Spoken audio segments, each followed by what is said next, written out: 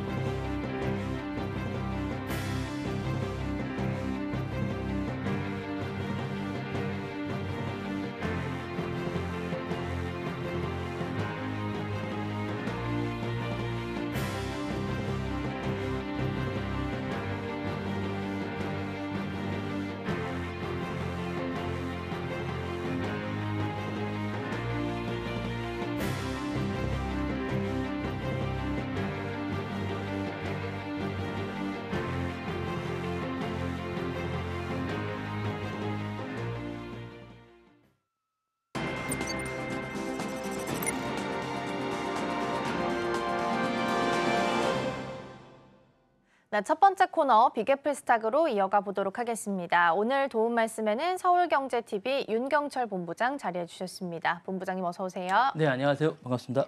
네, 오늘도 6가지 경제 키워드 준비되어 있습니다. 첫 번째부터 화면을 통해서 만나보시죠. 네, 오늘의 첫 번째 키워드는 머스크 아메리카당 창당 보도록 하겠습니다. 앞서서 살짝 언급드렸던 것처럼 머스크 CEO는 트럼프 대통령의 감세안에 대해서 강하게 비판의 목소리를 냈고요. 통과하게 된다면 내가 스스로 창당을 하겠다라는 이야기까지 꺼내놨습니다. 일단 하원으로 다시 돌아가서 오늘 밤 일정으로는 표결을 앞두고 있는 상황인데요. 어떤 내용들 점검해 봐야 될까요? 일단 뭐 여러 가지 내용인데 이 내용을 좀 약간 점검해 볼 필요가 있을 것 같습니다. 일단은 사실은 이제 제3당이 미국에 없는 걸로 알고 계신데 1992년에 로스페로라고 이제 그 당시도 이제 비슷한 사안입니다. 이제 일론 머스크처럼 로스페로라고 억만장자가 개혁당이라는 당을 창단해서 이제 대선에 출마한 적이 있는데요. 당시에도 이제 상당히 센세이셔널로 그 파격적인 어쨌든 의제를 들고 나와서 18.9% 정도의 어쨌든 지지세를 받아서 상당히 이제 화제가 됐었고요. 대한당으로서 이제 의제를 이제 사실 지지하고 나섰습니다. 그래서 이런 것들과 비슷하지 않나라는 생각이 드는데 일론 머스크의 또 다른 화제는 트위터의 팔로워가 2억 2천만 명이라는 점입니다. 그래서 그가 다시 정치 무대에 서지 않을까라는 이야기 있었는데 이번에 선언을 한 것입니다. 사실 공화당의 이제 대규모 국내 어쨌든 정치 예산을 통과시킬 경우에 새로운 정당인 아메리칸 당을 즉시 창당하겠다라고 이제 밝혔습니다. 모든 건 다 이제 X로 이야기하고 있는데요. 미친 예산안이 통과되면 아메리카 당을 그 다음 날 탄생시킬 것이다. 이제 이게 하원으로 이제 돌아갔지만 국민에게 진짜 목소리를 줄 대안이 필요하다라고 이야기를 하고 있고요. 그다음에 이제 공화당 의원들에게 거의 전원에 대해서 이제 다음 예비 선거에서 낙선시킬 것이다. 내년에 있을 중간 선거를 이제 각오하라고 이제 이야기를 하고 있습니다.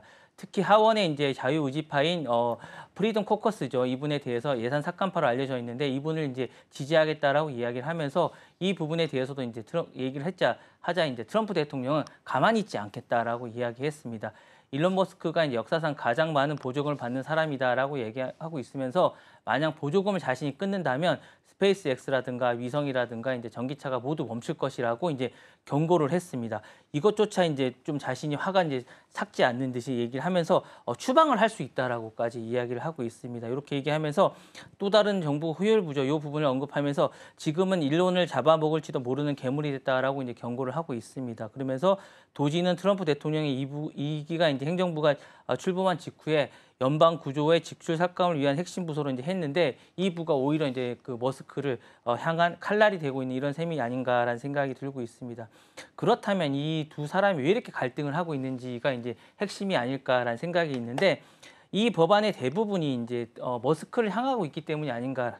라는 생각이 듭니다. 대규모 감소와 함께 전기차 및 청정에너지 세액 공제가 대부분이 이제 머스크가 하는 사업에 직격탄을 날리고 있다라는 이야기를 하고 있습니다. 그러자 이제 머스크가 이 법안이 이제 미래의 산업을 파괴하고 수백만 개의 미국 일자리를 없앨 것이라고 이제 강하게 이제 비판하고 있습니다. 머스크는 또한 정부 지출을 약속하고 이제 최대한 재정 적자를 확대할 것이라고 이야기하고 있지만 실제로는 자신의 재정 적자가 심각하다라고 이야기를 하고 있다라고 말씀드리고 싶고요. 그러자 이제 트럼프가 반격을 하고 있는 것이고 트럼프는 사실 자신의 어쨌든 자존심을 건드리는 걸 용납하지 않고 꼭 이런 것을 이제 꺾게 되기 때문에 사실상 이런 어떤 대결은 양쪽에 상당한 어쨌든 그 타격을 주기 때문에 조만간 어쨌든 봉합 차원이 되지 않을까라는 생각이 되고 있고 사실상 이런 설전으로 이제 먼저 타격을 입는 건 테슬라의 주주들이 아닐까라는 생각이 드는데 실질적으로 주가도 최근에 상당히 많이 빠졌습니다. 어제도 이제 5% 가까이 빠지면서 상당히 많이 빠졌었는데 이런 관계로 이제 정책의 이해 충돌이 하면서 상당히 서로가 이제 타격을 입고 있어서 향후에 이런 상호가 어떻게 될지는 좀 더 지켜봐야 되지 않을까라는 생각이 있습니다. 네, 두 사람 사이의 갈등이 좀 더 밤사이에는 심화되는 모습까지 나오기도 했습니다. 머스크 CEO가 소유하고 있는 테슬라 같은 경우에도 어제도 급하게 좀 내리는, 급락하는 모습도 좀 나타나기도 했습니다. 감세안과 관련해서 계속해서 오고 가는 설전이 좀 펼쳐지고 있는데 머스크의 행동을 두고서 향후 미국 대선과 정당의 재편성을 좀 두고서는 어떤 영향을 미친다라고 예상할 수 있을까요? 말씀하신 대로 이제 재편이 좀 될 것 같은 생각이 있는데 일단 창당을 해야 될지 안 해야 될지를 잘 모르겠어요. 근데 이제 말씀드렸다시피 제3당이 창당될 가능성이 있는데 머스크는 그것보다 자신의 사업을 좀 더 중요시할 가능성이 있고 자신의 이번에 정치도 이제 참여했던 건 자신의 이제 사업을 좀 더 번성시키기 위한 게 아니었나라는 생각이 좀 듭니다. 그래서 창당할 가능성은 좀 낮지 않을까라는 생각이 있는데 좀 더 이제 트럼프 대통령이 좀 더 여기서 이제 치고 나가게 되고 좀 더 강하게 압박하면 창당할 가능성도 배제하지 않을까라는 생각이 듭니다. 그럴 경우에 이제 공화당 내 어쨌든 보수 진영이 분열할 가능성이 상당히 높습니다. 그럴 경우에 머스크 비전을 지지하는 반면에 전통적 보수층도 트럼프를 지지하게 되기 때문에 당내 갈등이 상당히 심화될 가능성이 있습니다. 두 번째로는 정책 및 입법 과정에서 불확실성이 확대될 가능성도 있다라고 말씀드릴 수 있을 것 같습니다. 머스크는 정통적으로 이제 트럼프 그 정책에 대해서 원래는 이제 반기를 많이 들었습니다. 그러니까 그러다가 이제 그 전에 바이든 대통령의 정책에 반기를 또 들다 보니까 상대적으로 이제 바이든을 반기를 들다 보니까 이제 이렇게 돌아선 건데요. 그러다 보니까 이제 이 부분에 대해서 이제 세제 개편이라든가 정부 예산이나 첨단 사원에 대해서 추진해서 혼란을 겪을 수 있는데 이 부분이 향후에 어떻게 될지도 좀 지켜봐야 되지 않을까라는 생각이 들고요. 그다음에 경제 및 산업계에도 불안정성이 있을 것 같은 생각이 듭니다. 테슬라와 트럼프 미디어 등 관련 주가가 이제 급락하게 되고 계약 중단의 가능성도 이제 거론되고 있기 때문에 향후에 이제 시장의 불안정성이라든가 투자자의 불안성이 커지고 있고 실제 이제 그 최근에 이제 테슬라 주가가 많이 떨어지고 있기 때문에 이 부분도 이제 국내에 주식을 하시는 분들도 좀 참고해 보셔야 되지 않을까라는 생각이 들고 사회 양극화도 심각해지지 않을까라는 생각이 듭니다. 신뢰도 좋아질 것 같고요. 사실 이제 양쪽의 지지자들의 어쨌든 극단적 진영 대립과 사회 분화가 심각하게 되면 이 부분도 사실에 미국 사회의 어쨌든 불안감이 심각해지지 않을까라는 생각이 들어서 트럼프의 전통적 가치와 수호자들의 지지가 하게 되면서 이제 문화적 정치적 갈등이 격화되지 않을까라는 생각이 듭니다. 이렇게 될 경우에 이제 미국의 정치적 지형이 변화 가능성이 상당히 심화될 가능성이 있지 않을까라는 생각이 듭니다. 네, 테슬라가 이제 어제는 좀 떨어지게 되면서 한 달 만에 300달러 선 붕괴도 다시 한번 좀 위협을 받고 있는 모습이고요. 밤사이에 이제 트럼프 대통령은 머스크를 남아공으로 추방하는 부분에 있어서 한번 살펴보겠다라는 이야기까지 내놓은 상태기는 합니다. 어쨌든 설전이 오고 가고 있는 상황 속에서 감세안과 관련한 일정을 좀 보자면 오늘 밤에 수정안 일부 내용이 있어서 하원으로 돌아가서 표결이 예정되어 있고요. 여길 통과하게 된다면 이어서 트럼프 대통령의 서명 그리고 시행까지 이어질 예정이다라는 부분 함께 챙겨드리겠습니다. 자, 그럼 첫 번째 키워드 마무리하고요. 두 번째 키워드 함께 살펴보시죠. 네, 두 번째 키워드는 하버드 연방기금 차단 보도록 하겠습니다. 트럼프 대통령이 다시 한번 미국 교육계와의 전면전으로 이슈가 좀 되고 있습니다. 다시 한번 하버드를 정조준하는 모습이고요. 연방민권법 위반 혐의를 공식 통보했고 연방지원금 중단까지 경고를 한 상황입니다. 트럼프 대통령이 확실히 또 하버드를 정조준하는 것 같은 분위기인데 왜 그런 걸까요? 일단 내용을 다시 한번 더 살펴보시면 이제 하버드가 인종 위계주의에 반유대주의의 온상이 되고 있다라고 얘기를 하고 있고요. 즉각적으로 이제 조치가 없을 경우에는 연방 재원 지원을 계속 중단하고 있다라고 이야기하고 있습니다. 계속 이제 타협점을 못 찾고 있는 것 같아요.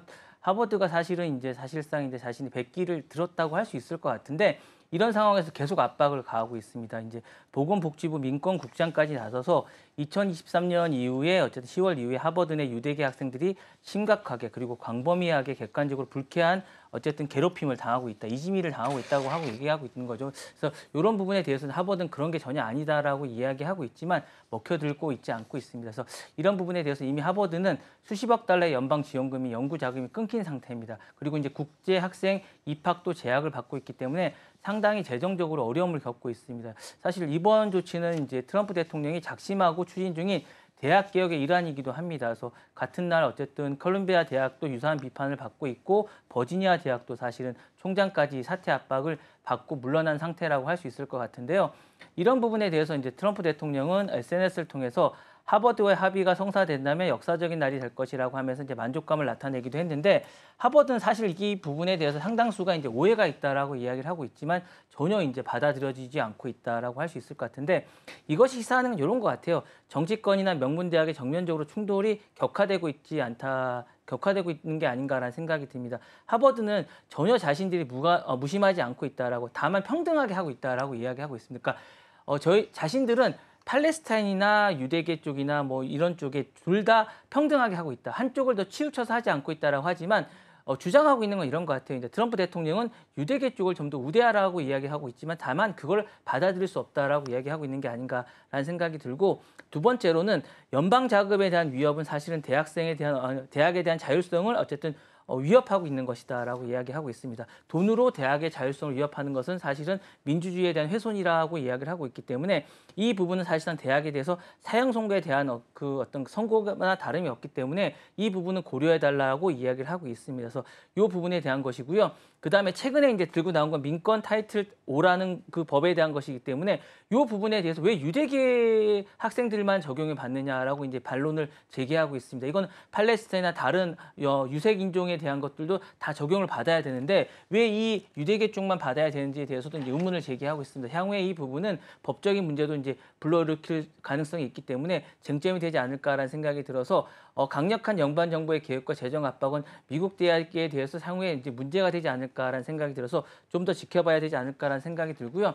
그렇다면 왜인지 트럼프 대통령이 유대계에 대해서 이렇게 강력하게 뭐 조치를 취해달라고 이제 하는 거에 대한 배경을 좀 살펴볼 필요가 있을 것 같은데 제가 볼 때는 이제 개인적인 이해관계가 좀 있을 것 같아요. 가족 내 유대인이 좀 많다라는 게 좀 있을 것 같습니다. 이제 이방카 트럼프라고 이제 와이프가 있는데 이 부분에 대해서는 유대계를 개종해서 전통적인 유대인에 대해서 인정을 받았고 그 밑에 있는 남편도 이제 제러드 슈크너는 이 부분에 대해서 유대계 가문 출신입니다. 딸이 이런 부분이 좀 있기 때문에 이런 부분이 있고요. 트럼프 자신도 여러 차례 나는 이스라엘 최고의 친구다라고 이제 개인적인 인연을 강조했습니다. 그러다 보니까 유대계 쪽이 자신들에게 어쨌든 이런 부분에 대해서 어떤 지지를 좀 받거나 여러 가지 이제 그런 게 좀 있는 게 아닌가라는 생각이 들어서 이 때문에 어떤 트럼프는 가정은 친유대계 가치를 연결하고 있으며 반유대계 부각될 가능성이 있기 때문에 정치적 이미지뿐만 아니라 가족 명예도 위협이 될 가능성이 있다라고 생각하는 게 아닌가라는 생각이 듭니다. 두 번째로는 정치적 이해관계가 좀 있다라는 생각이 듭니다. 후원이 이제 유대계 쪽에서 많지 않을까라는 생각이 좀 있어서 이런 것들과 함께 보수 시온주의가 자신을 어쨌든 이번에 이제 대통령을 만드는데 상당히 영향을 미쳤다라고 생각하기 때문에 반유대계 사건이 미국 내 확대되면 트럼프가 자신의 어떤 핵심적인 정치 기반을 마련할 수 있다라고 생각하는 게 아닌가라는 생각이 들어서 이런 것들이 향후에 이제 자신의 어쨌든 정치적 기반을 단단하게 하고 내년에 어쨌든 중간 선거에 향후에 큰 힘을 발휘하지 않을까라는 생각이 들어서 이렇게 하는 게 아닌가라는 생각이 듭니다. 네, 트럼프 행정부 입장을 좀 본다면 하버드가 반유대주의를 묵인하고 있다라는 입장인 거고요. 그렇기 때문에 비난과 또 정조준을 통해서 연방 지원금 중단까지 경고에 나섰다라고 정리할 수 있겠습니다. 자, 그럼 이번 사안을 두고서 미국 대학 내에서 반유대주의 문제 해결에 있어서는 어떤 영향을 같이 주게 될까요? 다시 한 번 더 말씀드리니까 그 아까 말씀드렸던 그 타이틀 5라는 개요를 좀 말씀드리고 싶은데 이건 이제 연방 정부의 어쨌든 재정 지원을 받는 모든 프로그램이나 활동은 인종이나 피부 색깔 또는 출신 국가의 이유를 차별해서는 안 된다라고 이야기를 하는데 지금 이 부분에 대해서 이제 트럼프 정부가 주장하는 건 유대계에만 적용을 하고 있다는 게 문제가 되고 있어요. 그래서 정책의 대두에 대한 압박이 계속 있다는 얘기죠. 그래서 하버드는 이미 두 건의 연방 소속을 합의 과정을 통해서 국제 홀로코스트 기업에 대한 이 부분을 계속 강화하고 있다는 사실상 이게 홀로코스트 같은 게 약간 이런 느낌이 좀 들거든요. 그래서 앞으로 5년간 반유대주의 사건에 대해서 결과를 공개하라고 이야기하고 있기 때문에 다른 대학도 이런 부분에서 영향을 받을 수밖에 없게 될 가능성이 상당히 높고요. 연방교육부는 하버드뿐만 아니라 60개에 대한 계약들도 이제 공식적으로 사안을 보내서 유대인 학생에 대해서 보호가 미흡할 경우에 연방 지원금뿐만 아니라 이제 강력한 제재를 가하겠다고 예고하고 있습니다. 그래서 이런 데 대한 변화가 예상이 되고 있습니다. 그래서 이게 상당히 심각하지 않을까라는 생각이 들고요. 두 번째로는 대학 운영이라든가 문화의 구조적 변화가 예상이 됩니다. 그래서 하버드는 학내 이제 어떤 징계라든가 입학 채용이라는 이런 부분의 전반적인 시스템을 이번에 재정비하겠다라고 얘기하는데 이거는 재정비가 아니라 바꾸겠다는 거거든요. 그러니까 어쨌든 트럼프 정부의 뜻에 따라서 바꾸겠다는 얘기이기 때문에 이럴 경우에 이제 정치적 중립성이나 소수자 보호라든가 학내 안전이라든가 이런 부분들이 외부의 감시를 받을 수밖에 없습니다. 그래서 변화가 상당히 있을 것 같은 생각이고 그럴 경우에 실질적 억제라든가 경고 효과가 상당히 있지 않을까라는 생각이 들고 비판이라든가 이런 한계가 상당히 노출될 수밖에 없다라는 말씀을 드리고 싶습니다. 네, 일단 하버드 관련된 키워드 살펴보고 있고요. 연방 자금 전면 중단을 경고한 상황이다 보니까 하버드 입장에서도 재정 압박 수위는 지금 현재 최고조에 달해 있다라는 부분도 체크되고 있다라는 부분 전달드리겠습니다. 자, 두 번째 키워드까지 살펴봤고요. 이어서 세 번째 키워드 함께 만나보시죠. 네, 세 번째 키워드는 북한 해커 미국 침투 보겠습니다. 북한의 사이버 작전이 또다시 미국 본토를 흔들고 있습니다. 이번에 위장 취업했던 북한의 IT 인력들이 미 기술 기업에 침투하면서 핵무기 개발 자금을 조달하고 민감한 데이터를 탈취한 정황이 포착이 됐다라고 합니다. 이번 사건에서 어떤 의미들을 찾아봐야 될까요? 이걸 좀 자세히 좀 말씀을 드리고 싶습니다. 사실 영화 같은 얘기라고 할 수 있을 것 같은데 미 법무부 발표는 이런 겁니다. 그러니까 북한의 IT의 인력이 위장으로 신분으로 미국 기업에 이제 그러니까 근무를 하고 원격으로 근무지에 침투를 해서 수년간 이제 은밀하게 작전을 벌였다는 건데 미국 국적의 젠싱 데니 왕이라는 이 사람이 이제 범인이라고 합니다. 왕은 이제 뉴저지에서 수백 명의 북한 IT 인력을 위장 채용시키고 이를 통해서 북한에 500만 달러 이상을 송금한 혐의를 받고 있습니다. 이제 체포가 됐고요. 왕은 이제 전자 사기 공모, 자금 세탁, 신원 도용 혐의로 이제 기소가 됐습니다. 왕과 함께 기소가 된 혐의는 8명이고요. 중국인 6명과 이제 대만인 2명도 이제 구성이 돼 있다고 합니다. 그래서 상당히 심각한 게 아닌가라는 생각이 들고 있습니다. 그래서 이게 사실 북한 해커가 예전에도 이제 뭐 그 암호화폐 같은 것들을 많이 해서 이제 했는데 이제는 이런 게 아니라 이제 사이버 해커로서 이제 범죄 조직으로서 빅테크들의 이제 기업들의 이런 정보를 도용해서 이런 것들을 팔아먹는 약간 이런 게 아닌가라는 생각이 드는데 이들은 이제 미국의 제재 회피라든가 해킹이라든가 불법 외환 송금에 이제 복합 혐의를 받고 있다라고 말씀을 드리고 싶고 이제 언제부터 언제까지라고 이제 말씀을 드리고 싶은 건 2021년부터 2024년까지 이 조직들은 80명이 넘는 미국의 신원을 도용해서 100개 이상의 미국 기업에 취업을 시켰고 이로 인해서 이제 300만 달러 이상의 피해를 발생시켰다고 합니다. 그래서 노트북 팜이라는 어쨌든 이런 장비를 통해서 농장에 21개국 정도에서 이제 활동을 했다라고 합니다. 그래서 북한 인력이 미국에서 IP처럼 이제 근무하는 것처럼 위장 근무를 했고요. 그다음에 KWM이라는 스위치로 이제 하드웨어로 이제 요 원격 조종을 했다라고 하는데 사실 이게 현실적으로 가능한 건지 잘 모르겠어요. 근데 이런 부분들을 이용을 했다라고 하고 있고 법무부는 이들이 캘리포니아의 AI 기업 방산업체에서 소스 코드를 탈취하는 정황도 확보했다라고 하고 있고 가짜 법인을 설립해서 급여를 수령하는 방법으로 했다라고 하는데 사실상 미국에서 정말로 악질적으로 생각하는 것들을 다 했다라고 말씀을 드리고 싶고요.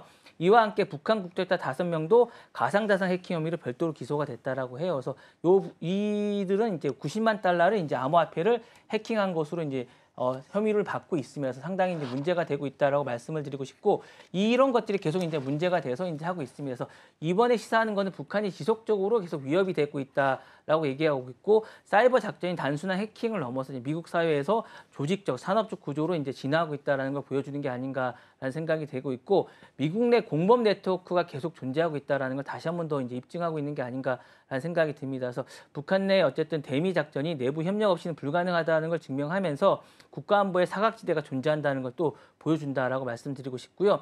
이번에 또 문제가 되는 게 핵미사일 자금으로 이게 쓰인다라는 게 좀 문제가 되고 있습니다. 그래서 이 부분이 해서 이제 최근에 핵미사일에 대한 것들이 이제 문제가 안 됐었는데 가상자산이라든가 이런 것들이 좀 문제가 됐는데 유엔 보고서에 따르면 북한 사이버 자금의 40% 이상이 핵미사일 가금에 투입됐다라고 이야기에 대해서 상당히 문제가 됐다라고 말씀을 드리고 싶고요. 미국 기업이 이제 보안이 이제 취약성에 노출이 됐다라고 말씀을 드리고 싶고 500대 기업 중에 100곳 이상이 이제 사이버에 이제 침투가 됐다라고 보고가 돼서 이 부분에 대한 향후의 대응이 마련이 시급하지 않을까라는 생각이 듭니다. 네. 네, 위장 입사자가 미국 100개 기업에서 원격 근무를 했다라는 사실도 같이 밝혀지고 있는 상황이고요. 그렇게 본다면 사실상 사이버 침투가 국가적인 공격 수준으로 해석할 수 있다라는 말씀 주셨습니다. 그래서 사이버 안보의 전환점이 될 수 있을지도 가장 중요해 보이는데요. 사이버 안보 정책에 있어서는 어떤 영향을 주게 될까요? 근데 좀 문제가 되는 게 최근에 이제 트럼프 대통령이 이 예산을 너무 많이 줄였거든요. 그래서 이 부분이 좀 약간 심각하다라고 생각이 되는데 이 부분에 대해서 이제 좀 더 미국 사이버 공격에 대해서 이제 방향성이다 이런 부분이 촉진되지 않을까라는 생각이 있는데 사실 이게 좀 늘어나야 되는데 트럼프 정부가 이걸 계속 줄이고 있는 방향이라서 이게 약간 역방향으로 와서 걱정이 좀 됩니다. 그래서 사이버 공격 정책성이나 강화나 실정 대응이 확대되지 않을까라는 생각이 듭니다. 그래서 이번 사건을 계기로 연방기관이나 사법당국의 이 부분이 이제 확대될 것 같은 생각이 들고 그다음에 사이버 범죄라든가 내통자들의 처벌도 강화될 것 같은 생각이 듭니다. 그리고 이제 공공이라든가 민간의 국제 공조도 확대되어야 하지 않을까라는 생각이 들고 한미일 어쨌든 국제 3국에 대한 요 공동 체계도 제도화될 것 같은 그런 생각이 듭니다. 그래서 규제 감독도 법제화도 제도화될 것 같고요. 사실은 이제 좀 더 여기서 느낄 수 있는 건 이제 북한의 침투가 이제 점점 더 정교화되었다는 걸 알 수 있을 것 같아요. 그래서 단계를 보면 예전에 해피하다든가 위장이라든가 침투 탈취 이런 부분들이 점점 더 이제 예전에는 중국이란가 대만을 통해서 가는데 직접적으로 미국을 타겟했다는 게 약간 의미가 있지 않을까라는 생각이 들면서 미국도 이제 더 이상 안전한 지대가 아니라는 걸 이제 알 수 있을 것 같고 현실적인 취약점도 이제 미국이 인정해야 될 것 같은 그런 생각이 듭니다. 미국 내 민간 기업의 어쨌든 요 사이버가 이제 불안하다는 걸 인정하면서 요 부분에 불균형이 있을 것 같은 생각도 미국이 강하지만 더 이상 완벽하지 않다는 걸 인정하면서 이 부분에 대한 투자도 있어야 되지 않을까라는 생각이 듭니다. 네, 일단은 사이버 안보의 전환점이 될 수 있을지 좀 지켜봐야 된다라는 말씀 주셨고요. 다만 이제 예산이 많이 줄어들었기 때문에 어떻게 진행하게 될지는 조금 더 체크해봐야 된다라는 말씀 함께 주셨습니다. 자, 세 번째 키워드까지 살펴봤고요. 네 번째 키워드 함께 만나보시죠. 네, 다음 네 번째 키워드는 아이폰 지키려다 보겠습니다. 5년 전에 스포티파이 문제 제기로 시작됐던 미국 정부의 반독점 조사, 이번에 칼끝이 애플을 향했다라고 합니다. 법원이 애플의 소송 기각 요청을 공식적으로 기각하게 되면서 전방위적인 재판이 펼쳐지게 된다라는데요. 이번 소송은 단순한 수수료의 문제를 넘어서서 애플 생태계 전반적으로 대상으로 한 미국판 EU DMA 적용 시도라는 분석이 나오고 있다라고 합니다. 어떤 사건으로 정리할 수 있을까요? 이게 이런 것 같아요. 이제 말씀하셨다시피 이제 제목처럼 아이폰의 전반적인 생태계를 좀 지키려다가 애플 전체가 어쨌든 기업 자체가 위태롭게 되지 않을까라는 걱정이 좀 있는 거죠. 이제 5년 전에 이제 이 문제는 스포티파이 문제로 제기가 됐습니다. 미국이 반독점 조사를 하기 시작했는데 드디어 이제 애플 핵심 사업 구조까지 이제 겨누게 됐다라는 생각이 드는 거고요. 애플이 이제 소송 기각에 전반적으로 이제 하면서 애플이 이제 소송을 기각을 요청했는데 이걸 최근에 법원이 기각했습니다. 그러면서 전방위적인 재판이 시작됐다라고 말씀을 드리고 싶고 이 부분에 대해서 어쨌든 6월 30일 날 줄리안 일슨 판사가 애플의 기각을 최종적으로 기각을 했습니다. 그러면서 검토 대상은 슈퍼앱이라고 하죠. 타사 앱을 자체적으로 이 부분을 못 도게 하는 부분을 이제 금지하는 부분을 검토하겠다는 거. 예를 들면 이런 겁니다. 위챗이 중국에서 허용이 되는데 글로벌은 불허가 되는 이런 부분들을 어쨌든 허용을 하게끔 하겠다는 얘기고 게임 스트림을 제한하는 부분도 애플에서 제한하는 부분도 이제는 하게끔 하겠다는 얘기고 메신저를 연동안을 제한하겠다는 부분도 이제 법무부는 불충분하다고 판단하고 있는 거고요. 스마트워치를 연동을 제한하는 부분도 안 된다고 생각하고 있는 것 같고 그다음에 디지털 지구에서 NFC 기능은 이제 일부 개방해서 여전히 이제 안 된다는 부분이 있지 않습니까?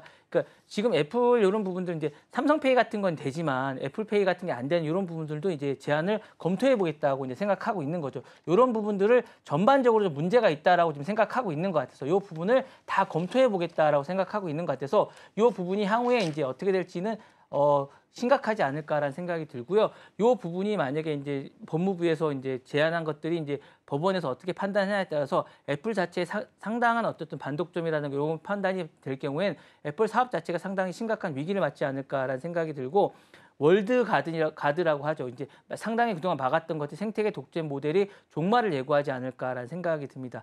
애플의 핵심의 어떤 사업 자체는 폐쇄형 통제입니다. 그러니까 이 폐쇄형을 막아서 자신들의 생태계를 구축했다는 건데 이 부분을 이제 법원이 들여다보겠다는 거고 수익을 극대화하는 구조였는데 이 부분이 이제 어렵지 않을까라는 생각이 들고 애플은 이 부분에 대해서 이렇게 얘기하고 있습니다. 보안이라든가 프라이버시라든가 이 부분을 이제 강조하고 있는데 법원이 이게 구독자라든가 사용자들을 생각하는 게 아니라 이 뭐 보안이라든가 프라이버시는 그것이 아니라 구독자나 사용자가 아니라 애플 자체의 수익을 위한 것이다라고 이제 바라본 것 같아서 이 부분은 좀 문제가 있다라고 생각하는 거고 애플은 단순한 하드웨어가 아니라 애플 전체 사업 부분의 이 부분의 뿌리이지만 이 부분은 이제 검토해서 공개해야 된다라고 생각하고 있는 것 같아서 이 통제가 독점적 지위를 어쨌든 유지하고 경쟁사를 배제하는 수단으로 악용되고 있다라고 판단하고 있기 때문에 향후 이 부분의 쟁점화가 심각하게 될 경우에 애플의 사업 전체 모델이 위기를 맞지 않을까라는 생각이 듭니다.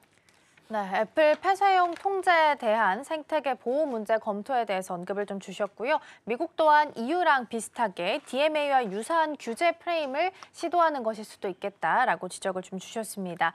자, 그럼 이번에 법원 판결이 미국의 반독점 규제 강화에 있어서는 어떤 영향을 주게 될까요?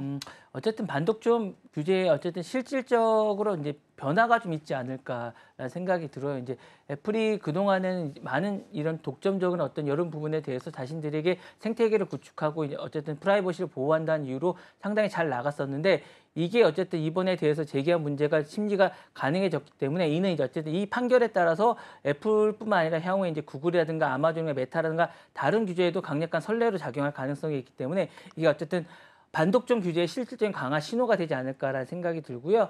플랫폼 생태계의 어쨌든 개방 압력에 대한 확대의 시도도 될 수 있지 않을까라는 생각이 듭니다. 법무부는 애플이 어쨌든 앱 개발의 유통이라든가 이 부분에 대해서 생태계 전반을 완전 차단하고 있다고 주장하고 있으면서 다 들여다보겠다라고 생각하고 있기 때문에 이게 만약에 어쨌든 개방을 할 수도 있기 때문에 이거는 지금 EU와 함께 발맞춰서 가겠다는 거거든요. 그래서 EU가 만약에 이렇게 되거나 비슷한 사태로 이어질 수 있기 때문에 이게 소비자 시장에 미치는 영향은 이런 겁니다. 판결 결과에 따라서 앱 수수료가 인하될 수도 있고 앱 내 결제 방식도 다양화될 수 있고요. 메시징이라든가 지갑이라든가 이런 서비스도 상호 운영도 강화될 수 있다라는 생각이기 때문에 어쨌든 소비자가 선택권이라든가 시장 경쟁성도 크게 확대될 수 있지 않을까라는 생각이 들어서 저는 소비자라든가 어쨌든 이 안에 앱의 개발자들에게 상당히 좋은 선례가 될 수 있지 않을까라는 생각이 들어서 상당히 좋을 것 같은 그런 생각이 듭니다. 네, 판결 결과에 따라서는 수수료나 결제 방식에 있어서도 다양한 변화가 나타날 수 있겠다라는 긍정적인 효과도 말씀 주셨습니다. 자, 네 번째 키워드 마무리하고요. 다섯 번째 키워드 함께 살펴보시죠. 네, 다섯 번째 키워드는 X 바이럴 승부수 보겠습니다.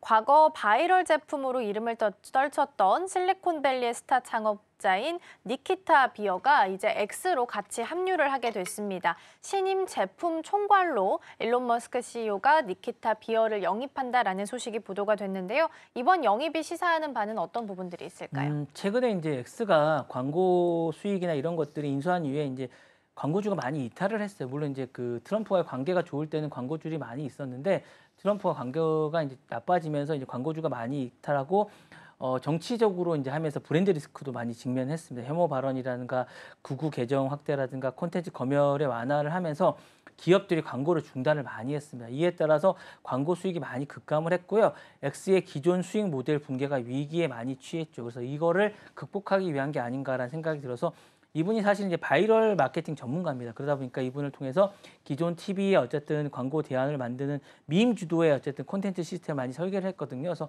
이 부분을 이제 심겠다는 생각이 좀 있는 것 같아서 바이럴을 통해서 X를 광고하지 않아도 광고되는 플랫폼으로 포지션을 하겠다라는 생각이 좀 있는 것 같고요. 그다음에 컬처 해커라는 어쨌든 역할을 확보하겠다는 생각이 있는 것 같아서 틱톡, 인스타의 대체제로 X를 좀 마련하겠다라는 생각이 좀 있어서 현재 이제 인터넷 밈이라든가 트렌드라든가 뉴스 속도는 이제 틱톡이나 인스타가 주도하고 있는데 일론 머스크 CEO는 X가 정치, 뉴스, 금융, 그다음에 AI 담론의 중심에 이제 플랫폼이 되기를 원합니다. 이런 부분과 상당히 다르게. 그래서 이 부분을 위해서는 전략적으로 문화적인 초기의 진원지가 되어야 한다고 하는데 이거에 가장 좋은 게 바이럴이라고 생각하는 것 같아서 바이럴 전문가를 영입한 것 같고요. X의 비즈니스 전환이 좀 가속화가 돼야 됐다고 생각을 해서 에브리띵 애플을 마련하기 위한 요 기반으로 이제 이 사람을 선택한 게 아닌가라는 생각이 들어서 요거를 통해서 어쨌든 머스크 체제의 플랫폼의 대전환을 실험해 보고자 하는 게 아닌가라는 생각이 들어서 영입을 했다라는 생각이 듭니다.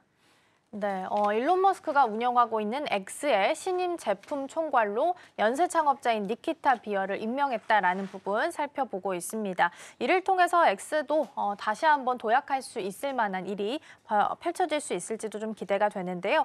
니키타 비어의 영입이 X의 플랫폼 경쟁력에 있어서는 어떤 변화를 가져오게 될까요? 뭐 X가 사실은 지금 쓰는 분들은 뭐 암호화폐나 이런 분들과에는 그렇게 많이 쓰지는 않거든요. 사용자가 적습니다. 그래서 사실은 이게 핵심 피드나 뭐 경험자 사용 참여가 상당히 적다라고 보실 것 같은데 이런 부분에 좀 많이 있을 것. 그다음에 알고리즘 기반이 좀 아니다 보니까 이런 부분이 좀 없는데 비어는 사실은 그동안 뭐 TBH라든가 가스라든가 Z세들의 바이드랩을 성공시킨 어떤 경험을 바탕으로 X도 이제 피드 구조라든가 추천 알고리즘과 실시간 콘텐츠 소비자 경험을 여기다 이제 인식시키거나 이제 심어 놓겠다는 생각을 좀 하고 있는 것 같아서 향후에 이제 일론 머스크 XAI도 요 사실은 XAI가 어쨌든 AI의 어쨌든 그런 기반을 하기 때문에 알고리즘을 여기다 심겠다는 생각을 좀 하고 있는 것 같아서 요의 어쨌든 비어의 어쨌든 실험적인 정신과 AI에 기반을 해서 알고리즘, 핵심 피드와 경험자 기반을 혁신을 하지 않을까라는 생각에서 요 부분도 변화가 있을 것 같은 알고리즘 기반은 상당히 바뀌지 않을까라는 생각이 좀 들고요. 두 번째로는 젊은 층으로 좀 바뀔 것 같아요. 지금은 젊은 층이라기보다는 약간 우파의 극단적인 층들이 좀 많은데 그다음에 크리에이티브 생태계로도 좀 약간 바뀔 것 같아요. 지금 크리에이티브가 전혀 없거든요. 약간 정치적이라든가 논쟁의 장이라든가 이런 광장의 느낌이 좀 있는데 비어는 젊은 사용자든가 크리에이터 커뮤니티를 빠르게 확장시키는 데 특화된 전략가입니다. 그래서 X도 이런 부분에 대해서 구독이라든가 뭐 크리에이터 수익화 모델의 시너지가 되는데 이런 부분에 대해서도 아마 만들지 않을까라는 생각이 들어서 Z세대들은 이런 것들을 많이 좋아하는데 익명성이라든가 뭐 긍정적인 상호작용의 실험 정도 많이 할 것 같은 그런 생각이 들어서 이런 부분에 대해서 약간 기대가 좀 되는 부분도 있습니다. 그리고 이제 AI 실시간 문화라든가 플랫폼도 많이 있는데 X는 이런 게 없거든요. 이런 부분도 실시간이라든가 뭐 실시간 뭐 약간 스트리밍 같은 이런 부분도 아마 X에서도 있지 않을까라는 생각이 들어서 AI를 활용한 어쨌든 실시간 트렌드, 뉴스, 밈, 커뮤니케이션 대화를 좀 더 정교하게 만드는 AI 소셜 미디어 융합 플랫폼을 구축할 것으로 보이고요. 향후 이제 마지막으로는 제품의 어쨌든 개발 속도와 실험성도 강화해서 다른 경쟁 플랫폼과 차별화해서 좀 더 많은 구독자들을 늘리고 좀 더 앞으로 나아가지 않을까, 영역을 넓힐 것 같은 그런 생각이 듭니다. 네, 피드 구조나 추천의 알고리즘에 있어서도 변화가 기대된다라는 말씀 주셨고요. 더불어서 이제 소비하는 층이 젊은 층까지 확대될 수 있다라는 부분도 함께 언급 주셨습니다. 자, 5번째 키워드 마무리하고요. 6번째 키워드로 넘어가 보도록 하겠습니다. 네, 오늘의 마지막 키워드는 애플 AI 연합 누구 보도록 하겠습니다. 애플이 시리의 인공지능 능력을 전면 개편시키기 위해서 오픈 AI, 엔스로픽 그리고 구글까지 외부 AI 파트너들에 대해서 좀 고민하고 있는 내용들이 좀 알려지게 됐습니다. 애플이 워낙 AI에 있어서는 좀 뒤처진 감이 없지 않아 있었는데 이번 시도를 통해서 다시 한번 변환할 수 있을지도 주목되고 있습니다. 이번 애플의 시도가 시사하는 바는 어떤 부분들이 있을까요? 일단 애플이 왜 이렇게 AI에 늦어졌는지 다시 한 번 더 좀 점검해 볼 필요가 있을 건데 기술 완성도에 대한 부족이 좀 있는 것 같아요. 그러니까 이제 애플은 기본적으로 자사의 기술이 이제 못 미친다고 생각하는데 어느 정도 수준이 될 때까지는 절대 그 애플은 기술을 공개하지 않는 전략을 계속 써오다 보니까 이게 연기하고 이렇게 되는 게 많습니다. 근데 AI는 그렇게 하면 절대 안 되는 기술이거든요. 그래서 기본적으로 다른 뭐 오픈 AI라든가 구글이라든가 마이크로소프트를 그렇게 하다 보니까 2년 정도 뒤질 수밖에 없게 된 거고요. 그러다 보니까 아차 싶다는 생각이 좀 들게 됐고 이제 기술 완성도가 부족할 수밖에 없게 된 거고 경영진이 보수적인 투자와 내부 이견이 좀 있습니다. 사실은 좋은 기업이 나타나면 강력하게 그 기업들을 인수하고 약간 이렇게 해야 되는데 내부적으로 이 부분에 AI 투자에 대해서 투자를 망설이게 됐습니다. 그리고 이제 안전하게 가자라고 생각하고 기본적으로 생태계를 이렇게 개방하는 구조가 아닙니다. 자신들의 생태계를 보호하는 구조다 보니까 AI 연구에 적극적으로 나서지 못하게 됐습니다. 그리고 AI 책임자인 뭐 존 지안 안드레이도 투자 확보에도 여러 차례 이제 제동이 걸릴 수밖에 없었고 이 부분이 어려움을 겪지 않을까라는 생각이 들고 프라이버시와 이제 품질을 우선하다 보니까 이런 부분에 대해서 어려움을 겪을 수밖에 없다는 철학의 좀 문제가 아닌가라는 생각도 좀 있고요.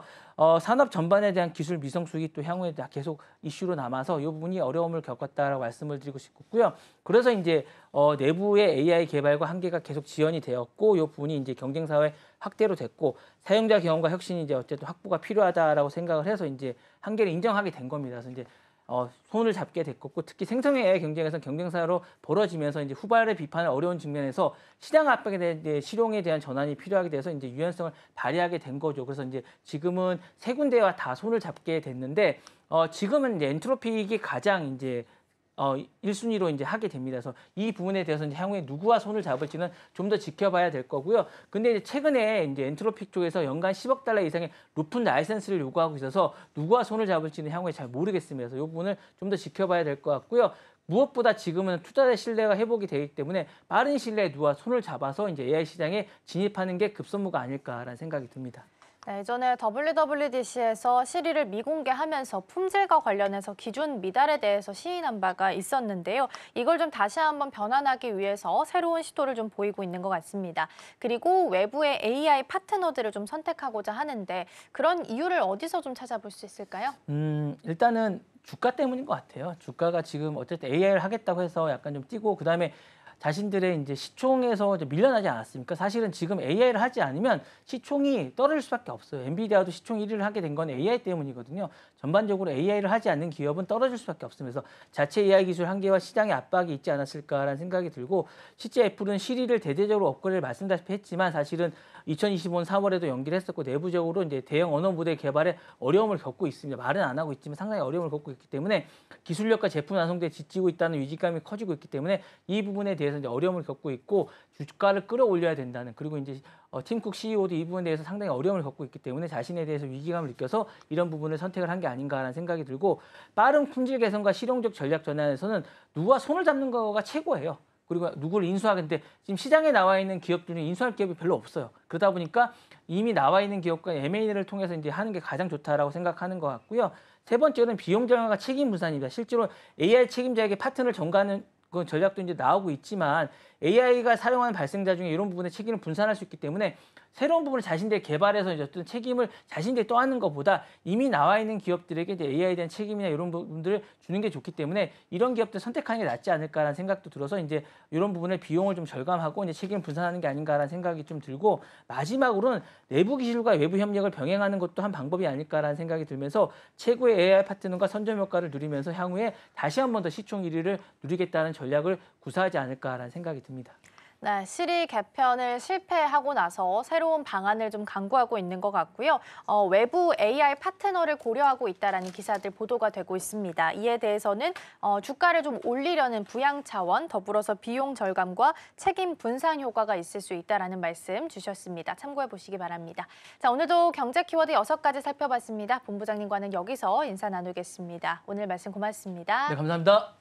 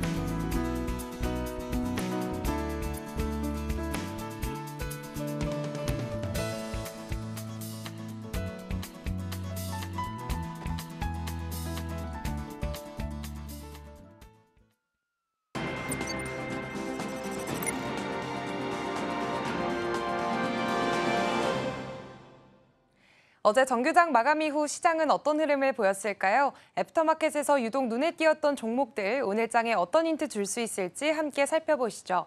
먼저 상승률 상위 종목 살펴보겠습니다. 1위는 다나리 차지를 했습니다. 29% 상한가를 찍었고요. 서현 24%, 다우데이터도 22%대 급등세 나타냈습니다. 그리고 원익홀딩스도 18% 오름세 보였고요. 하나까지도 15% 이상의 상승률 기록했습니다. 다음으로는 하락률 상위도 살펴보겠습니다. 오가노이드 사이언스가 10%대 급락세를 보였습니다. JNTC 9%, 두산 에너빌리티도 어제장에서는 8% 떨어지는 모습을 보였고요.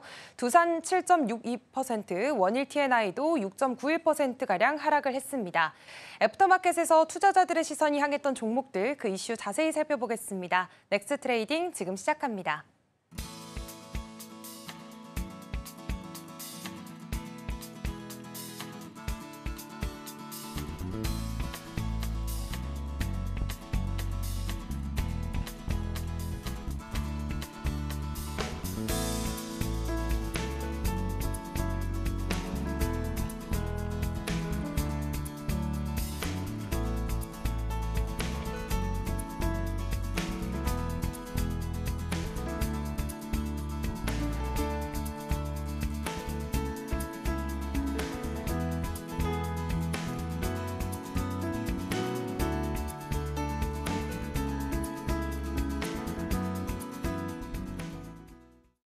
네, 계속해서 넥스트 트레이딩으로 이어가 보도록 하겠습니다.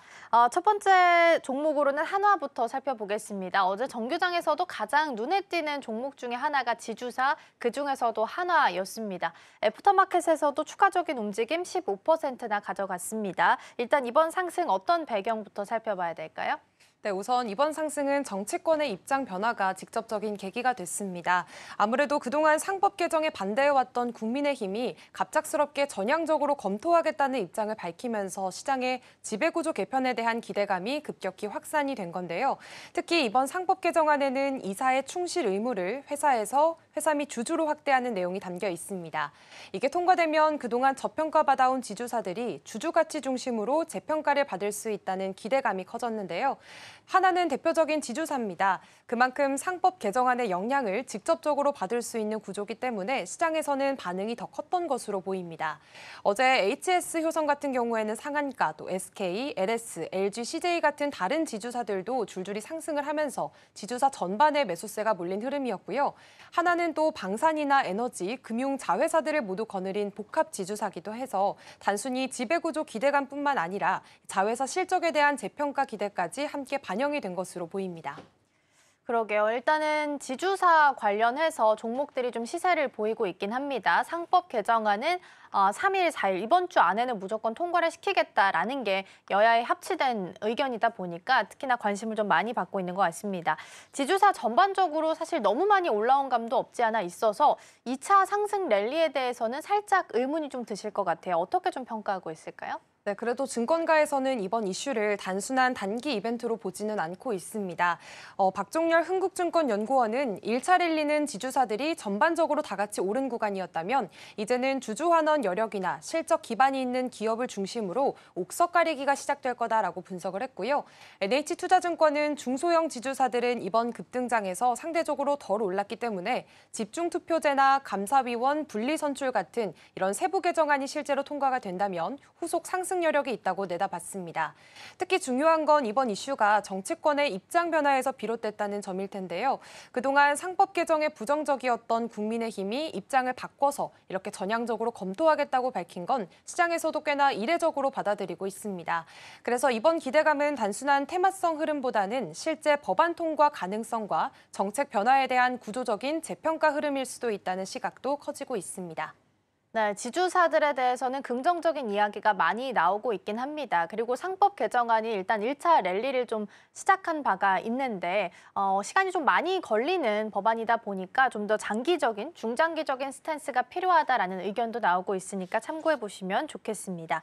자, 그러면 일단 한화 살펴보면요. 넥스트 트레이드 기준으로는 현재 1.7% 하락을 하고 있습니다. 다만 나머지 다른 자회사들 하나솔루션, 투자증권, 오션, 시스템 등등 다른 종목들은 또 빨간불을 켜고 있으니까 지주사 쪽이 오늘 또 차익이 나오진 않을지 같이 좀 지켜보시면 좋지 않을까 싶습니다.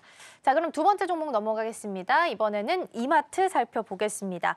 마찬가지로 이쪽도 정책에 대한 모멘텀이 있다 보니까 유통 관련 주들도 강세를 좀 보였습니다. 어떤 배경이 있었는지 살펴볼까요? 네, 어제 이마트 주가가 크게 오른 데는 두 가지 이유가 있습니다. 먼저 13조 원 규모의 소비 쿠폰이 추경안을 통과를 했고요. 그리고 외국인과 기관의 동반 매수가 있었기 때문입니다. 먼저 소비 쿠폰부터 짚어보면 어제 국회 행정안전위원회에서 추경안이 통과가 됐습니다. 정부가 전 국민에게 15만 원에서 최대 50만 원까지 소비 쿠폰을 지급하기로 한 건데요. 아직 구체적인 시행 방식은 남아있지만 시장에서는 이게 본격적인 내수 부양 신호로 받아들여졌고요. 특히 할인점이나 대형마트 같은 오프라인 유통 채널이 수혜를 받을 거란 기대감 속에서 대표 종목인 이마트의 매수세가 몰렸습니다. 그리고 두 번째는 수급 쪽입니다. 어제 하루 이마트 주식 거래량이 평소보다 3배 넘게 늘었고요. 외국인은 무려 15거래일 연속 순매수를 이어가고 있습니다. 이마트가 보유한 자산에 비해서 주가가 워낙 낮게 평가돼 있다는 점, 즉 PBR이 0.2배 수준이라는 점이 다시 주목을 받은 것으로 보이고요. 여기에 알리바바와의 합작법인 설립 계획, 그리고 자사주 소각, 배당 확대 같은 주주 환원 정책까지 더해지면서 최근 들어서 누적된 긍정적인 이슈들이 어제 수급과 함께 맞물려서 급등 흐름으로 이어졌습니다. 네, 말씀해 주신 것처럼 이마트가 PBR이 굉장히 낮습니다. 그러다 보니까 상대적으로 좀 주목을 받았다라는 부분 말씀 주셨고요. 소비 쿠폰과 관련해서 정책 모멘텀을 같이 타면서 어제는 대량으로 거래량이 좀 터지기도 했습니다. 다만 이번 급등을 두고서 단발성이냐 아니냐를 좀 이야기를 해봐야 될 것 같은데요. 일단 시장에서 시각은 어떻게 좀 흘러가고 있을까요? 네, 일단 시장 분위기를 살펴보면 단기 이슈로 끝날 가능성은 조금 낮아 보이긴 합니다. 하지만 앞으로는 좀 더 선별적인 대응이 필요하다는 분석도 많이 나오고 있는데요. 박종렬 흥국증권연구원은 본업 경쟁력과 주주환원 정책이 맞물리면 기업 가치가 본격적으로 올라갈 수 있다라고 평가를 했습니다. 대신증권도 이번 주 예결위 본회의에서 추경안이 통과가 된다면 소비 관련 기대감이 한 번 더 탄력을 받을 수 있다라고 분석을 했는데요. 다만 유통업 자체가 수익률이 낮은 업종이고요. 이마트 투자자 중 상당수가 아직 손실 구간에 있다는 점에서 단기적으로는 심리적 저항선이 생길 수 있다는 얘기도 나오고 있습니다. 그래서 당분간은 등락을 동반한 흐름이 나올 수 있다는 점 함께 염두에 두셔야겠습니다. 네, 소비 쿠폰 기대 그리고 더불어서 저평가 매력까지 부각되면서 어제는 이마트가 강세를 보였다라는 부분 체크해 보시고요. 지금 시각 기준으로 넥스트 트레이드에서는 이마트가 2% 정도 하락불 켜져 있습니다. 오늘 개장하고 정규장에서의 흐름도 함께 보시면 좋겠습니다. 자, 그럼 이어서 이번에는 현대차 보겠습니다. 관세 데드라인이 좀 다가오게 되면서 관세 동안 그동안 못 갔던 종목들 다시 한번 살펴봐야 되지 않나라는 그 시기에 대해서 논의가 좀 되고 있는데요. 현대차 같은 경우에는 완성차 업종 중에서 또 특히나 전반적으로 힘을 못 썼던 종목 중에 하나이기도 합니다. 다만 정규장 그리고 애프터마켓에서 흐름이 나쁘지 않았습니다. 어떤 배경 때문이었을까요? 네, 먼저 어제는 현대차의 6월 판매 실적이 나왔습니다. 국내외를 합쳐서 총 35만 8천 대 넘게를 팔면서 작년 같은 달 대비해서 1.5% 늘었는데요. 특히 국내에서는 세단과 SUV, 제네시스까지 골고루 잘 팔렸고요. 해외에서도 비슷한 흐름을 보이면서 전체적으로 안정적인 성장세를 보였습니다. 이 실적이 시장 기대보다 나쁘지 않았던 만큼 긍정적인 반응이 나왔습니다. 그런데 사실 트럼프 대통령이 한국산 자동차에 부과된 25% 고율 관세가 앞으로도 유지될 것이다라는 스탠스를 취하고 있는 상황입니다. 이런 부분은 사실 악재로 반영될 법한데 그럼에도 어제 주가가 올랐던 건 이 부담이 이미 일정 부분 선반영됐다는 해석이 나왔기 때문이고요. 또 미국 판매가 아직까지는 견조하다는 점, 그리고 하반기에는 여러 가지 신차들이 나오게 되기 때문에 이런 효과가 나타날 거라는 기대도 반영된 것으로 보입니다. 여기에다가 자사주 소각이나 배당 확대 같은 주주 환원 정책도 주가를 지지해주는 요인으로 작용한 것으로 해석됩니다. 네, 자동차 쪽은 어제 6월 수출입 데이터가 좀 잘 나온 상태입니다. 한국 공장이 미국향 수출에 있어서는 좀 감소를 했지만 다만 유럽향 전기차 수출이 좀 이를 만회해주는 모습이 데이터상으로 나타나기는 했습니다. 신차 모멘텀 그리고 주주 환원에 대한 전략까지 같이 가지고 있는 상황인데 추가적인 상승 가능성은 어떻게 보고 있을까요? 네, 사실 지금 시장 분위기만 봤을 때는 이게 단기 이벤트로 끝날지 혹은 중장기 흐름으로 이어질지는 조금 헷갈리고 있는 상황입니다.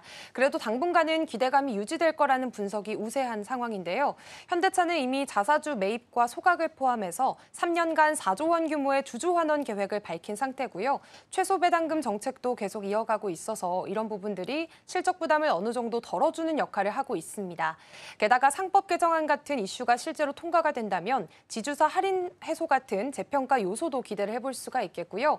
물론 관세 리스크는 여전히 남아있는 변수고 또 2분기 실적 발표에서 감익폭이 얼마나 클지에 따라서 주가 흐름이 다시 달라질 수 있습니다. 그렇기 때문에 앞으로는 실적과 정책 흐름을 함께 지켜보셔야 될 것 같습니다. 네, 현대차 같은 경우에는 그룹 전반적으로는 아직까지 대기업 중에서 유일하게 순환 출자 고리를 끊지 못한 기업이죠. 그래서 지배구조 이슈랑 같이 맞물리게 된다면 모비스나 글로비스까지도 같이 살펴보시면 좋겠습니다. 넥스트 트레이드 기준으로 지금 현대차는 1.9% 상승불 켜져 있습니다. 자, 그럼 반대로 이번엔 하락한 종목 살펴보겠습니다. 그동안 너무 잘 갔던 종목이긴 한데요. 두산 에너빌리티 보겠습니다. 애프터마켓 그리고 정규 마켓에서도 사실 좋은 흐름은 아니었었거든요. 차익의 빌미가 됐다라고 해석을 해야 될까요? 네, 사실 이틀 전까지만 해도 김정관 사장의 장관 후보자 지명 소식에 정말 주가가 꽤나 오른 모습을 보였습니다. 하지만 어제는 분위기가 확 바뀌었는데요. 하루 만에 8% 넘게 빠졌고요. 종가 기준으로는 6만 3천 원 아래까지 밀렸습니다. 직접적인 원인은 아무래도 차익 실현 매물 때문입니다. 특히 기관과 연기금이 대규모로 매도에 나섰습니다. 반대로 개인과 외국인 투자자가 매수에 나서는 모습도 포착이 됐는데요. 그 전날까지만 해도 장중에 역대 최고가를 찍었기 때문에 단기 수익을 실현하려는 움직임이 집중이 됐던 것으로 보입니다. 이로 인해서 시총 5위까지 올라왔었던 두산 에너빌리티는 하루 만에 다시 한번 9위로 밀렸고요. 시총이 3조 8천억 원 넘게 줄어든 상황입니다. 네, 두산 에너빌리티는 그동안 아마 많은 분들께서 차트 돌려보시면 얼마나 빠르게 올라왔는지 알고 계실 겁니다. 그렇기 때문에 언젠가 한 번은 쉬어가겠지 생각했을 텐데 그게 또 어제가 아니었나 싶고요. 어제는 5일선도 이탈하면서 차트가 음봉으로 마무리되는 모습이었습니다. 그런데 그럼에도 불구하고 증권가에서는 여전히 좀 긍정적인 시각을 내놓고 있다면서요? 네, 맞습니다. 이렇게 주가가 좀 조정을 받았다고 해서 그렇다고 기업의 실적이라든지 혹은 성장성이 흔들렸다는 건 아니다라는 분석이 많은데요. 실제로 6월에 나온 리포트를 보면 분석을 낸 증권사 6곳 중에서 5곳이 목표 주가를 상향 조정했고요. NH투자증권은 두산에너빌리티가 대형 원전이나 SMR, 가스터빈 같은 주요 사업에서 매출이 본격적으로 늘고 있다고 봤습니다. 이렇게 두산에너빌리티는 기술력과 실적 면에서 경쟁력이 있다는 평가를 꾸준히 받고 있고요. 또 미국이나 중동 지역 수주도 여전히 기대할 만하다는 분석입니다. 결국 이번 하락은 단기 이벤트에 따른 수급 조정일 뿐 중장기적인 성장성은 여전히 유효하다는 시각이 우세합니다. 네, 어제가 이제 하반기 7월을 시작하는 또 첫날이기도 했습니다. 어제 두산 에너빌리티가 급락을 하기는 했는데 중장기적으로 봤을 때는 여전히 성장 기대감이 있다는 측면에서 다시 한번 하반기 주도 업종으로서 올라올 수 있을지 지켜보셔도 좋겠습니다. 넥스트 트레이드 기준으로 현재 두산 에너빌리티 같은 경우에는 현재 0.32% 하락하고 있다는 부분 챙겨드리겠습니다. 자, 넥스트 트레이딩은 오늘 여기서 마치겠습니다. 오늘 말씀 고맙습니다. 네, 고맙습니다.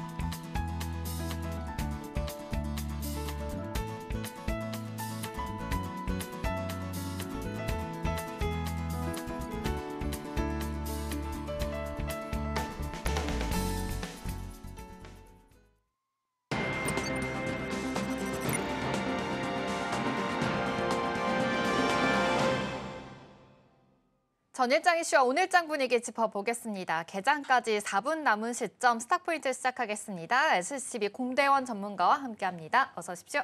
네, 반갑습니다. 네, 안녕하세요. 일단 간밤 뉴욕 증시에서는 좀 큰 이벤트가 있었습니다. 감세안이 지금 상원을 통과했다라는 소식인데요. 이제 하원 통과를 또 기다리고 있는 상황인 건데 이에 대한 관망세로 이 3대 지수 모두 좀 혼조세로 마감을 했습니다. 나스닥 지수와 S&P 500 지수는 연일 사상 최고가를 경신했었는데요. 오늘은 좀 숨고르게 들어갔다라는 소식 참고해 보시면 좋을 것 같습니다. 어제 시장도 잠깐 말씀드리자면 양시장은 상승으로 마감했습니다. 코스피가 전고점을 좀 넘어선 모습이었고요. 코스닥에서도 4거래 연속으로 좀 쉬어갔는데 어제는 상승으로 마감을 했습니다. 외국인들도 좀 들어온 모습이었습니다. 오늘 시장에서도 코스피, 코스닥 양시장 모두 상승 출발할 것으로 예측이 되고 있는 상황인데요. 전문가님 요즘에 그래도 매수세가 이 외국인들의 매수세가 안 들어왔었는데 어제는 그래도 좀 들어온 모습이었습니다. 요즘 시장 분위기 어떻게 파악하면 좋을까요? 네, 요즘 트렌드에 맞게끔 지속적으로 좀 오름세를 좀 보이고 있는 그런 배경인데요. 네. 아무래도 단기적으로는 관세 리스크를 앞두고 있는 그런 상황이라서 단기적으로 좀 눌림이 나왔다라고 보시면 될 것 같고 그 후에 지금 다시 단기 이평선을 지지하면서 오름세를 보이고 있는 배경이다라고 보시면 될 것 같은데 결국에는 관세에 대한 협상으로 좀 이루어지지 않을까라는 그런 기대감이 더 컸다라고 보시면 될 것 같고요. 추가적으로 어제 좀 52주 신고가를 좀 기록하면서 다시 3,133선까지 포인트까지 오름세를 보였으나 어제 윗꼬리가 좀 출현되면서 좀 상승폭을 좀 축소한 그런 배경인데요. 아직까지는 추세가 좀 유효한 그런 배경입니다. 코스피도 그렇고 코스닥도 그렇고 결국에는 최근에 트럼프가 발언했던 게 일본이라든지 비협조적인 국가에게는 조만간 서한을 보낼 것이다라고 브리핑을 했지만은 한국은 이제 협조적이기 때문에 결국에는 협상이 이루어지지 않을까. 그렇기 때문에 지수가 다시 되돌림을 보이지 않을까라고 예측하는 만큼 오늘 증시는 어제 토해낸 거를 다시 상승 되돌림을 좀 보이지 않을까라고 예상하고 있습니다. 그리고 추가적으로 이제 네. 고용 동향 보고서도 지금 네. 앞두고 있는 그런 상황이죠. 네. 네, 보고서도 지금 앞두고 있는 그런 상황에서 졸트 보고서도 좀 견고하게 나온 그런 모습이라서 그 고용 동향 보고서를 한번 주목해 보면서 대응해 나가시면 좋을 것 같습니다. 그리고 간밤에 파월 연준 의장이 또 이제 기준금리 인하에 대해서 브리핑을 했죠. 7월 달에 기준금리에 대해서 7월 달에 금리를 배제하지 않고는 있다라고 이제 긍정적인 그런 발언을 했기 때문에 이 시그널이 외국인의 자금 유입으로 이어질 수 있는 그런 상황이기 때문에요. 그 점도 고려하면서 대응해 나가시면 좋을 것 같습니다.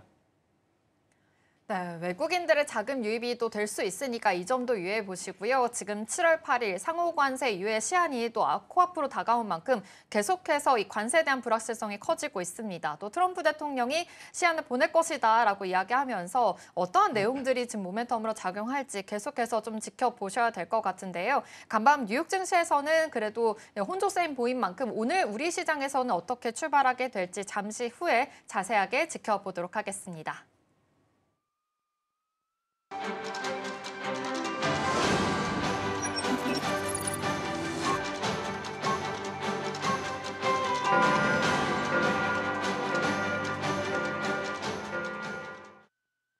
네, 7월 2일 우리 시장 문 열어보도록 하겠습니다. 일단 간밤 뉴욕 증시에서는 이 감세안 통과라는 소식이 있었죠. 상원으로 이 가까스로 좀 통과를 했습니다. 제이디 벤스 부통령에 대해서 지금 한 표 차이로 인해서 결국은 상원을 통과하게 된 건데요. 하원에 대해서도 지금 표결이 있을 예정이니까 이 점도 포착해 보시면 좋을 것 같습니다. 나스닥 지수와 S&P 500 지수는 사상 최고가를 계속해서 경신을 하는 모습이었지만 간밤에는 좀 쉬어갔습니다. 이 점도 포착해 보시기 바라겠고요. 또 M7 종목들 가운데서도 좀 빅테크 종목들은 좀 쉬어가는 흐름 가졌습니다. 일단 우리 시장 코스피에서는 0.07% 하락하면서 출발하고 있습니다. 코스닥은 0.13% 상승 출발하고 있는데요. 지금 코스피에서는 파란불을 켜주고 있지만 지금 장중 내내 어떻게 흘러가게 될지 끝까지 함께해 주시면 좋을 것 같습니다. 그렇다면 시가총액 상위 종목들도 체크를 해보겠습니다. 일단 코스피입니다. 1위부터 5위 살펴보시면 삼성전자와 SK하이닉스의 흐름이 엇갈리고 있습니다. 오늘 삼성전자가 올라가고 있고요. SK하이닉스는 1.23% 하락하면서 지나가고 있습니다. 30만 원이 깨지고 난 후부터 계속해서 28만 원대에서 좀 자리 지키고 있는데요. 오늘 어떤 시세 계속해서 이어질지 좀 지켜보시면 좋을 것 같습니다. 삼성 바이오로직스도 0.3% 소폭 쉬어가고요. LG 에너지 솔루션도 1.3% 하락하면서 출발하고 있습니다. 현대차가 다시금 5위로 올라왔습니다. 어제도 수출이 잘 나오면서 오늘도 좀 좋은 흐름 이어지고 있는데요. 3.5% 강세 흐름 보이면서 5위 자리를 지금 지켜주고 있다는 점 체크해 주시고요. 사실 5위에서는 두산 에너빌리티가 있었죠. 오늘 두산 에너빌리티 쉬어가는 흐름 이어지고 있습니다. 0.32% 하락하면서 지나고 있고요. 지금 시가총액 10위로 좀 내려앉았다라는 점까지 체크해 보시면 좋을 것 같습니다. 이어서 코스닥도 체크해 보겠습니다. 코스닥 1위부터 5위입니다. 오늘 알테오젠이 좀 강합니다. 3% 강세 흐름 이어지고 있고요. 지금 에코프로 그룹주들은 오늘 쉬어가는 흐름입니다. 에코프로 BM 1%, 에코프로도 0.9% 쉬어가는 흐름 이어지고 있다는 점 체크해 주시고요. 레인보우 로보틱스는 장 초반엔 항상 강한 모습입니다. 어제도 강세 출발했었는데 오늘도 0.3% 빨간불 켜면서 출발하고 있다는 점 체크해 보시기 바랍니다. 지금 수급 상황에서는 외국인들의 매도세가 좀 다 나타나고 있는데요. 코스피, 코스닥 선물 시장에서도 지금 외국인들이 쉬어가고 있다는 점 체크해 보시면서 오늘 시장에 대해서 좀 전략 세워보도록 하겠습니다. 일단 전문가님 오늘 시장 봤을 때는 코스피가 오늘 쉬어갑니다. 여태까지 잘 올라서인지 좀 숨고르게 하는 모습이 나타나고 있는 것 같은데 지금 시장 분위기 어떻게 보고 계실까요? 네, 대형주보다는 이제 중소형주가 어제 미국 시장에서도 간밤에 강세를 좀 보였었죠. 네. 그 여파로 이제 국내에서도 마찬가지로 코스피는 마이너스 0.41% 정도 약보합권에 지금 접어든 그런 모습이고 거의 횡보세를 지금 단행하고 있는 그런 상황이고요. 그리고 코스닥 같은 경우는 반면에 그래도 강보합권으로 좀 시세를 유지하고 있는 그런 배경인데요. 미증시 여파로 인해서 국내도 동반 같이 덩달아서 커플링되고 있다라고 생각하고 있고 그리고 시총 상위 종목은 말씀하신 대로 전반적으로 자동차 쪽이 그래도 강세를 유지하고 있는 그런 배경인 것 같아요. 아무래도 관세 여파도 철강이라든지 뭐 자동차라든지 혹은 알루미늄이라든지 이 관세에 대해서도 유의해 줄 수 있는 그런 시그널을 보였기 때문에도 여파가 있고 추가적으로 이제 수출액 발표가 나왔었죠. 6월 달에 수출액 발표가 어제 나왔었는데 자동차 쪽이 그래도 좀 방어를 한 수치로 2.3% 정도 좀 그래도 방어에 성공했다라는 그런 소식으로 인해서 좀 강세가 좀 이어지고 있는 게 아닌가라고 예측하고 있고요. 어제 자동차에 이어서 자동차가 간다면은 이제 자동차 중소형주라든지 부품주라든지 그런 쪽도 덩달아서 오름세가 수급이 유입될 수 있으니까 그 점도 참고하면서 대응해 나가시면 좋을 것 같고 다만 어제 테슬라가 간밤에 마이너스 5% 정도 하락세를 좀 보였었죠. 그렇기 때문에 2차 전지 에코프로라든지 에코프로 BM 쪽은 매물이 출회되면서 오늘 장 초반부터 약보합권을 유지하고 있는 배경이다라고 보시면 될 것 같고 다시 2주 전처럼 트럼프랑 일론 머스크가 지금 갈등이 지금 재점화되고 있는 그런 상황이다라고 보시면 될 것 같습니다. 결국에는 세액공제라는 전기차의 세액공제가 9월 30일 날 종료하겠다라고 얘기를 하면서 일론 머스크 쪽이 이것은 미친 짓이다라고 그렇게 매파적으로 좀 브리핑을 했었었고 일자리도 감소될 수 있는 그런 요인이다라고 강하게 비판했습니다. 그 여파로 인해서 트럼프 쪽은 다시 전기차 쪽을 지원했던 테슬라를 지원했던 요인을 다시 조사해라라고 발언을 하면서 다시 서로 공격적인 멘트가 오가는 가운데에 2차 전지가 매물이 출회되고 있는 요인이다라고 보시면 될 것 같습니다. 네, 좋습니다. 지금 아무래도 테슬라 입장으로 인해서 다시 좀 갈등이 재점화가 되면서 테슬라 5% 빠지는 흐름이었죠. 오늘 LG 에너지 솔루션도 쉬어가고 있고 지금 에코프로 그룹주들도 쉬어가고 있습니다. 2차 전지주들 쪽으로는 쉬어가고 있지만 사실 이런 자동차 쪽으로 모멘텀을 좀 보자면 현대차와 기아는 좋은 흐름 보여주고 있습니다. 지금 자동차 쪽에 모멘텀 먼저 한번 전략 세워보도록 할 텐데요. 수출에 관련해서 좀 모멘텀도 잘 나왔기 때문에 지금 잘 가고 있는 건지 사실 이렇게 간밤에는 감세안까지 통과가 되면서 자동차 쪽으로 다시 조금 지지부진한 흐름이 이어지지 않을까라는 불안감은 있거든요. 이 완성차 쪽으로 전략 어떻게 세워보면 좋을까요? 네, 최근에 자동차 관련주들이 어제 이어서 현대차가 오늘도 좀 시세가 네. 나온 그런 모습이죠. 눌림목 구간에서 적일봉이 나오고 있는 그런 상황인데 자동차 같은 경우는 수출액이 매월 초마다 발표되는 게 한 15개의 품목이 있습니다. 반도체도 발표가 되고 화장품도 발표가 되고요. 그리고 선박이라든지 자동차 이런 쪽도 다 발표가 월 초에 이루어지는데요. 월 초에 이루어졌을 때 6월 달에 수출액 품목이 제일 높았던 게 사실 선박입니다. 네. 전월 대비해서 거의 60%가 넘게 기록을 달성을 했고요. 뒤이어서는 반도체가 한 11% 정도 오름세를 보였었고 그리고 나서 자동차는 관세 여파 때문에 우려감이 공존하고 있는 그런 상황에서 자동차가 2.3% 정도 오름세를 보이면서 그래도 나름 선방했다. 수출액 대비해서 관세 대비 리스크 대비해서 선방했다라는 그런 평가 때문에 자금이 유입되면서 반등을 다시 보이고 있는 배경이다라고 보시면 될 것 같고요.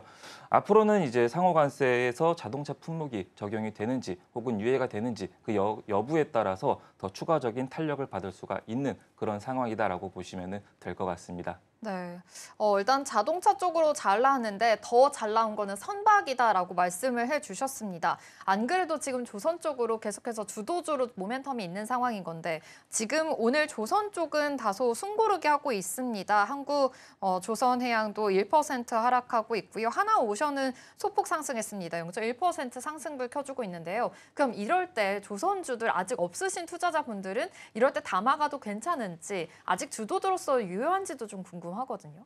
네, 지금 조방원이라는 얘기가 있죠. 예전에는 태조 이방원이었는데 네. 요즘에는 지금 조방원이 좀 유행입니다.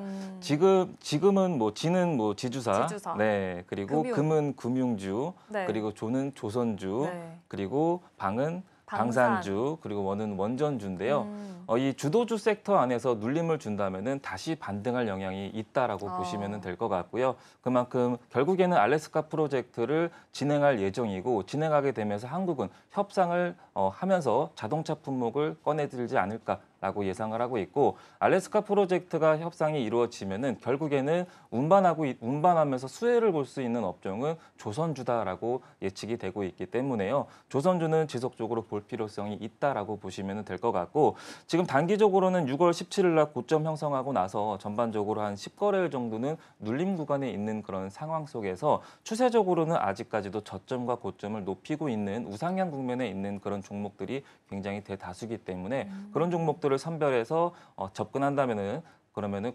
되돌림을 좀 보여줄 것이라고 예상을 하고 있습니다. 네, 좋습니다. 지금 조선주 관련해서 계속 모멘텀이 있기 때문에 앞으로 좀 장기적으로 바라보고 가도 괜찮다 이렇게 말씀을 해주셨습니다. 지금 조방원이라고 이렇게 말씀을 해주셨는데 오늘 가장 큰 이슈가 바로 상법 개정안이지 않을까 싶습니다. 오늘 법사위에서 심사가 이뤄지고요. 내일 본회의가 또 열릴 예정입니다.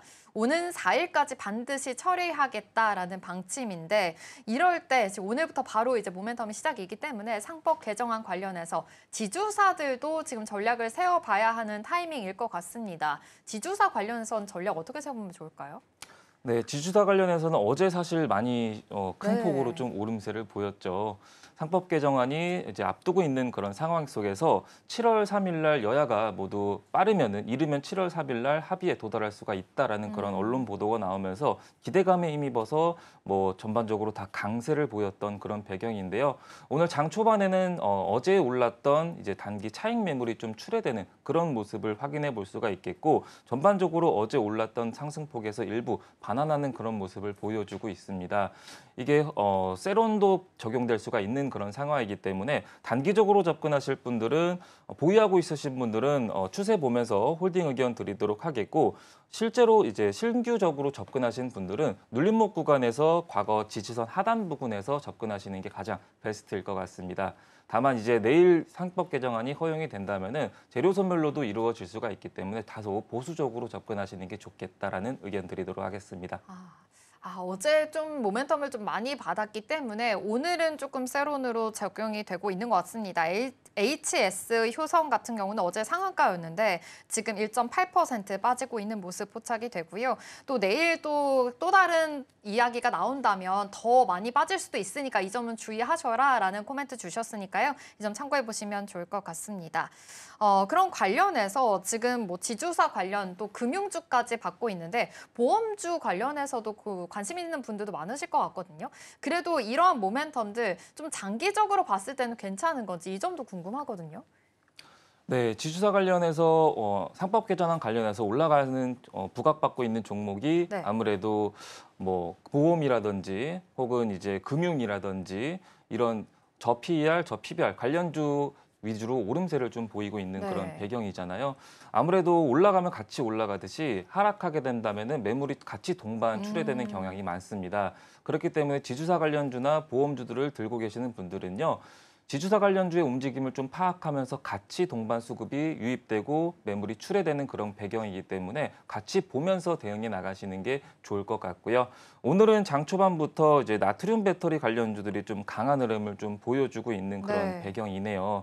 뭐 애경 케미칼도 그렇고 대보 마그네틱도 그렇고 전반적으로 나트륨 배터리 관련주들이 좀 강세를 보이고 있는 그런 상황이고 애경 케미칼이 글로벌 기업에게 이제 시제품을 공급한다는 그런 소식 때문에 슈팅이 나오고 있는 그런 배경이라서 단기적으로 접근하실 분들이라든지 혹은 장기적으로 접근하시는 분들인지 매매 포지션에 따라서 접근성을 좀 달리 고려해서 접근해 나가시면 좋을 것 같습니다.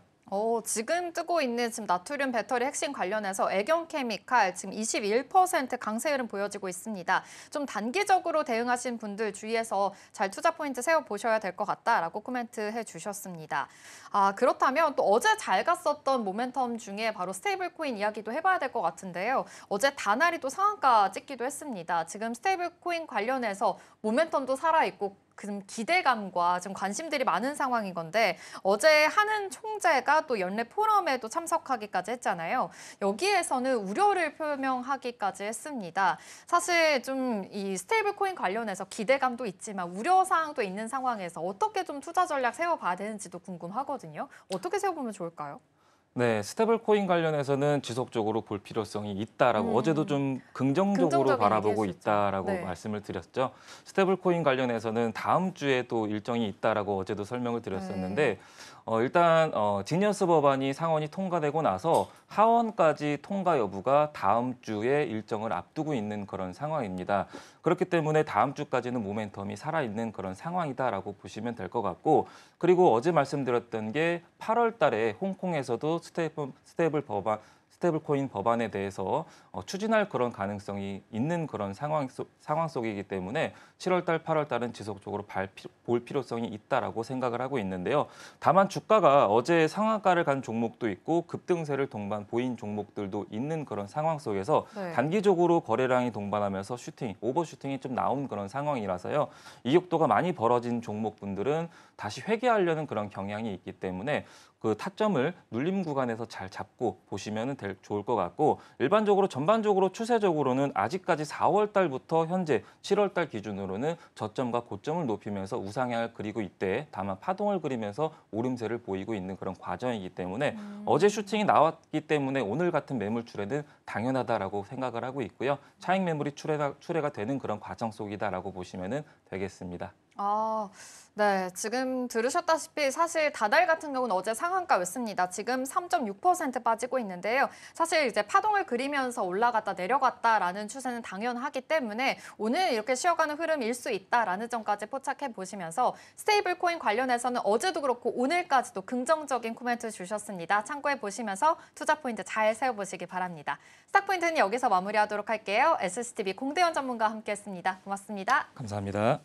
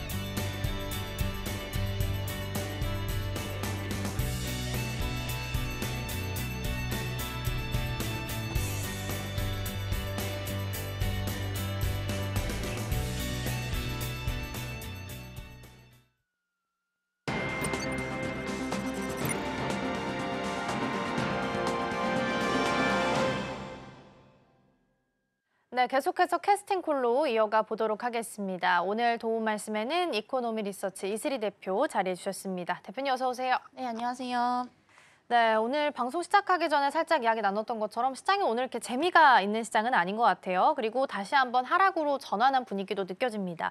코스피가 0.8% 하락하고 있고요. 코스닥이 0.1%, 양시장 모두 현재 약보합 수준에서 흘러가고 있고요. 코스피는 3,100선을 이탈하면서 오늘 3,064선 지나갑니다. 일단은 현물에서도 외국인 투자자는 좀 매도 포지션이 찍혀 있어서 전반적인 개장 분위기 어떻게 해석을 좀 해보면 좋을까요? 네, 우선 오늘은 조금 쉬어갈 수 있지 않나라고 좀 보고 있고요. 사실 어제 이제 제가 시장을 계속해서 오후장까지 좀 지켜봤었는데 사실 오전까지는 굉장히 좀 강세였었거든요. 네. 근데 이게 뭐 12시 반이 이제 넘어가서부터 오후장부터 갑자기 이제 뭐 코스피 200 기준으로 4포인트 이상 좀 밀리게 되면서 이게 지금 오늘장까지도 좀 흐름이 이어지고 있다라고 좀 보시면 될 것 같고요. 여전히 우리나라 같은 경우에 뭐 상법 개정에 대한 기대감들이 이번 주 내내 작용은 할 수 있겠습니다만은 우리가 또 매크로 환경을 무시를 할 수는 없는 부분들입니다. 아직까지 이제 상호 관세에 대한 부분들이 확정적이지 않죠. 여전히 좀 불확실성으로 남아 있는 상황이다라고 좀 보시면 될 것 같고요. 최근에 이제 또 트럼프가 EU가 일본하고 또 굉장히 좀 싸우고 있는 상황입니다.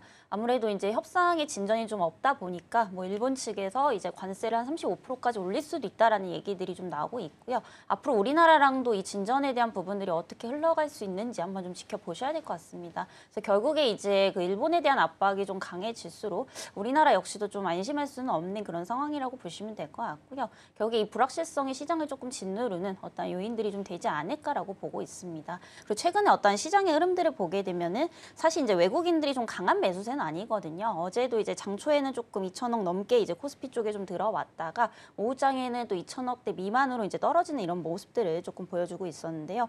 오늘은 코스피에서 이제 외국인들이 한 2,300억대 넘게 팔고 있고요. 또 코스닥도 한 800억대 넘게 지금 매도를 하고 있는데 최근 흐름을 보게 되면은 그동안 이제 고평가되어 왔던 주도주들이 상당히 좀 많이 빠지는 모습들입니다. 그러니까 쉽게 말씀드려서 방산, 조선, 뭐 반도체 이런 관련주들이 상대적으로 좀 수급이 많이 빠지고 있고요. 요 수급이 이제 바이오라든지 그동안 이제 저평가되어 있었던 뭐 지주사 쪽으로 상당히 좀 빠르게 이렇게 흘러가는 모습들을 조금 보여주고 있는 상황입니다.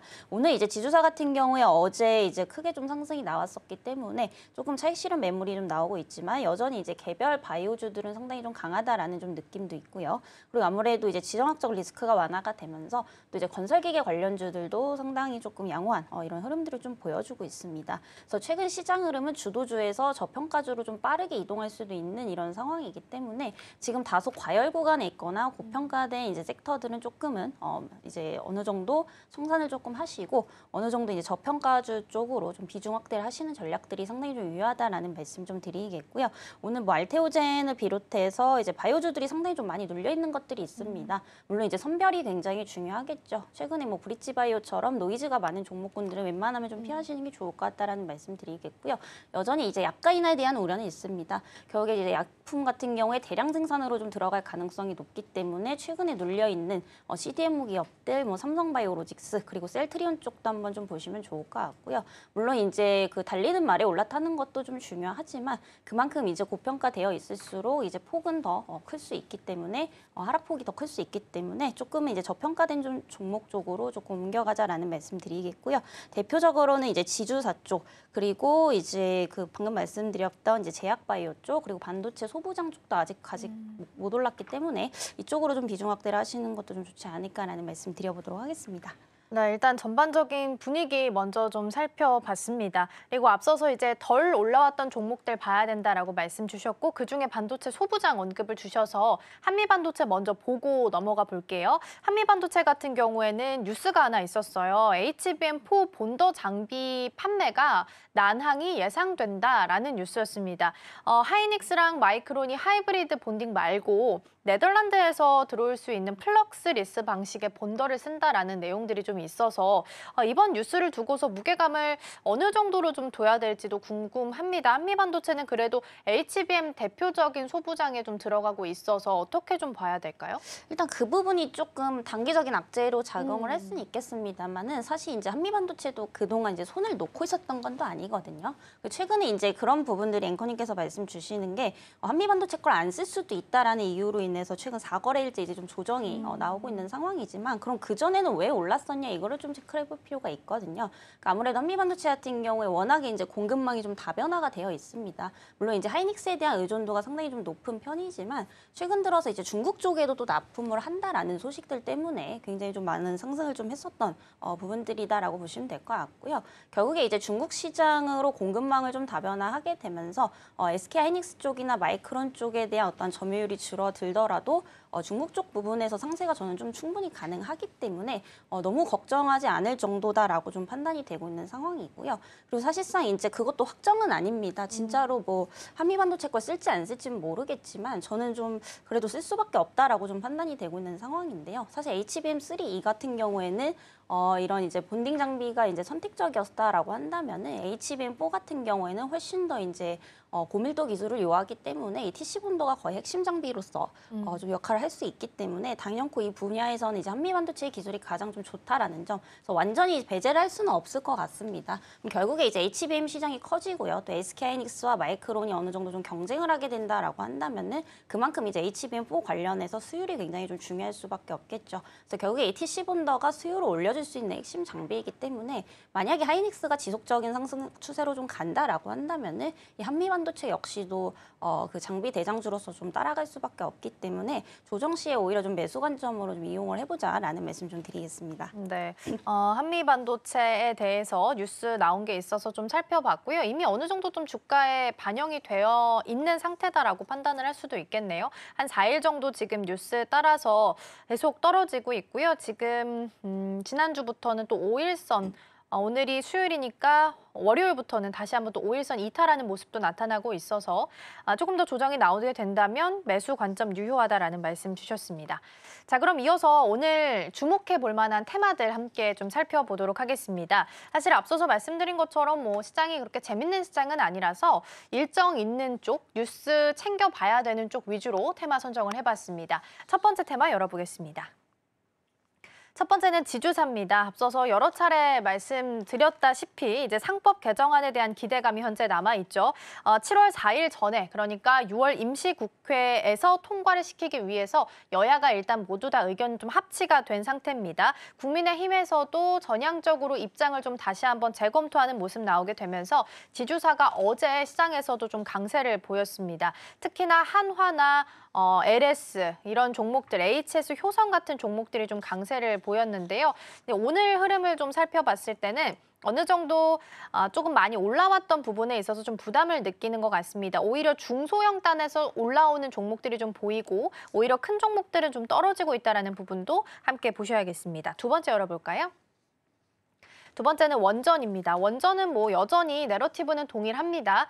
특히나 두산 에너빌리티가 어제 8% 정도 하락을 했고 애프터마켓에서도 추가적인 하락세를 좀 보이다 보니까 우려하시는 분들 많았을 텐데요. 오늘도 1.4% 하락을 했습니다. 특히나 윗꼬리를 좀 길게 달고 있어서 개장 대비해서도 좀 떨어진 모습 체크가 좀 되고 있습니다. 그러나 중장기적으로 봤을 때는 여전히 성장 모멘텀이 있지 않나라는 생각이 좀 들어서 선정해봤고요. 마지막 열어보겠습니다. 마지막은 2차 전지입니다. 오늘은 나트륨 배터리 관련한 종목들이 조금 강세를 보이고 있습니다.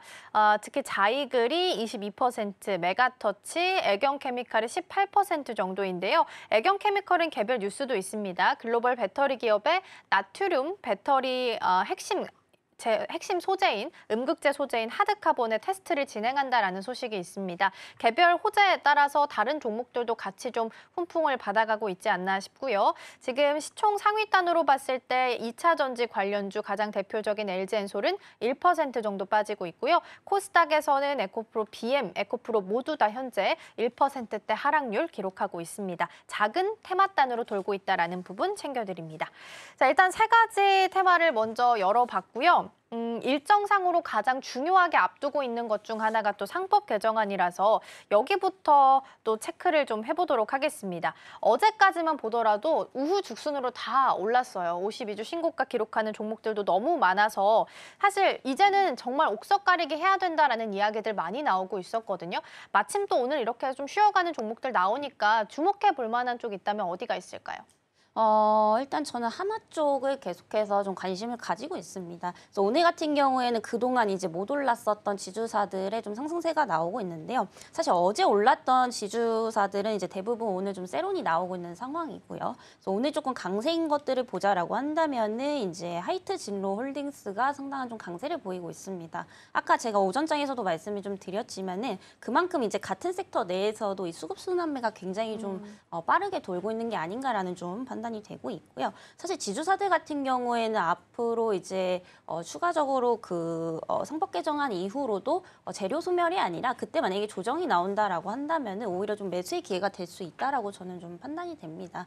결국에 이제 상법 개정을 한다라는 것은 그만큼 이제 구조적으로 우리나라의 어떤 지배 구조가 좀 변할 수 있는 거기 때문에 그동안 이제 고질적이었던 어떤 저평가 문제들 이런 부분들이 좀 해결이 될 수 있다라고 좀 판단이 되고 있는 상황이고요. 사실 그동안 이제 지주 지주사들 같은 경우에 아무리 이제 실적이 좀 좋게 나온다라고 하더라도 굉장히 좀 저평가받던 이제 대표적인 섹터 중에 하나였습니다. 그럴 수밖에 없는 게 대부분이 이제 최대 주주가 이제 의사결정을 다 하기 때문에 이제 개인들의 권리가 상당히 좀 낮았었죠. 근데 결국에 이제 상법 개정을 통해서 이런 부분들을 상당히 좀 많이 바꾸겠다라는 거고요. 이렇게 되면은 주가도 역시나 리레이팅이 좀 될 수밖에 없다라고 좀 판단이 됩니다. 그래서 단순히 이게 테마다라고 한다면은 사실상 이제 상법 개정이 끝나고 나서 재료소멸로 좀 하락이 나올 수는 있겠지만은 구조적으로 좀 변할 수 있는 부분들이기 때문에 상당히 좀 관심 있게 좀 보셔야 되지 않나라고 보고 있고요. 오늘 특히 하나 같은 경우에 마이너스 뭐 한 10% 이상 조금 하락이 좀 나올 것 같은데 네. 오히려 하락 시에 저는 조금 저가 매수의 기회가 될 수 있다라고 봅니다.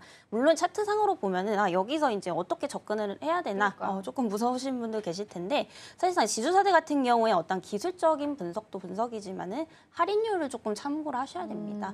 여전히 이렇게 올랐지만 지금 저평가주에 속한다라고 좀 보시면 될 것 같고요.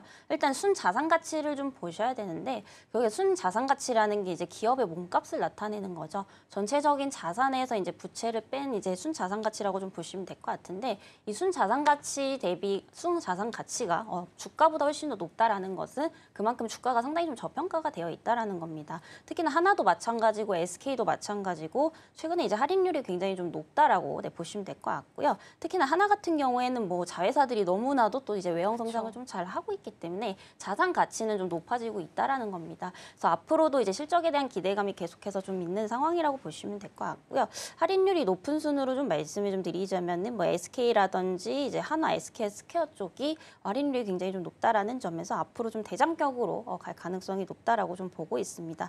만약에 이제 상법 개정에 대해서 추가적으로 좀 안 좋은 이야기가 나온다라고 한다면 그때는 근데 좀 손절을 하셔야 될 것 같아요. 왜냐하면 그것 때문에 당장이 좀 올라왔기 때문에 충분히 이제 차익 실현 매물이 조금 나올 수 있다라는 점. 다만 이제 긍정적으로 얘기가 나온다라고 했을 때는 오히려 조정 시에 좀 기회 관점으로 보자라는 말씀드리겠습니다. 그러면 그 내용이 가장 중요할 것 같거든요. 말씀해 주신 것처럼 3법 개정안에 대해서 세론을 우려하는 목소리가 높아지고 있는데 그러면 정부 쪽에서 어떤 내용이 나와주면 그래도 투자자들 입장에서 이 정도면 만족할 수 있다라고 판단할 수 있어요? 어떤 내용이 좀 가장 중요하게 포인트 잡아야 되는 거예요? 저는 일단은 그 자사주에 대한 어떤 그런 소각에 대한 부분들 이런 것들을 좀 의무화를 조금 얘기를 한다라고 한다면 네. 그만큼 이제 뭐 주주 입장에서는 상당히 좀 좋을 수밖에 없겠죠. 그래서 그런 부분들이 사실상 우리나라 지주사들이 가장 좀 부족했던 저는 부분들이기 때문에 결국에 주주 환원을 거의 이제 뭐 반강제식으로 법제화를 시킨다라든지 이런 부분들이 상당히 좀 중요하지 않을까라고 좀 보고 있습니다. 그동안 이제 코리아 디스카운트 요인을 조금 보시면은 결국에 상법 개정이 안 돼서 좀 그렇거든요. 사실상 우리나라 이제 주식시장 같은 경우에 항상 이제 저평가를 좀 받을 수밖에 없었던 게 주주가 중심이 아니었습니다. 항상 이제 최대 주주 중심으로 좀 돌아갔던 부분들이기 때문에 요걸 이제 조금 뜯어 고쳐야 된다라는 거죠. 앞으로는 이제 최대 주주 입장이 아닌 주주를 먼저 생각해주는 이런 법제화들이 좀 나오게 된다라고 한다면은 그동안의 저평가 요인들이 다시 한번 또 고평가로 이제 바뀔 수 있는 뭐 그런 사안들이기 때문에 이런 부분들이 상당히 좀 중요하지 않을까라고 보고 있습니다. 그렇게 된다면 정부 안에서 발표되는 내용 중에 자사주 소각 의무화에 대한 내용이 있는지를 꼭 판단하셔야겠습니다. 주주 환원이 강제로라도 이루어져야 이런 부분들이 좀 더 빛날 수 있다라는 부분 말씀 좀 주셨고요. 만약에 자사주 소각 의무화 내용이 같이 좀 포함이 되어 있다면 그때는 아마 지주사도 조정이 나와도 기회가 될 수 있지 않을까 싶습니다. 그때를 이용해 보셔도 좋을 것 같고요. 더불어서 이제 단독 뉴스긴 합니다만 대주주의 영향력을 제한하는 3% 룰을 제외하고 아마 상법 개정안이 본회의에서 처리될 것으로 예정이 좀 되고 있습니다. 이 부분도 참고해 보시면 좋겠습니다.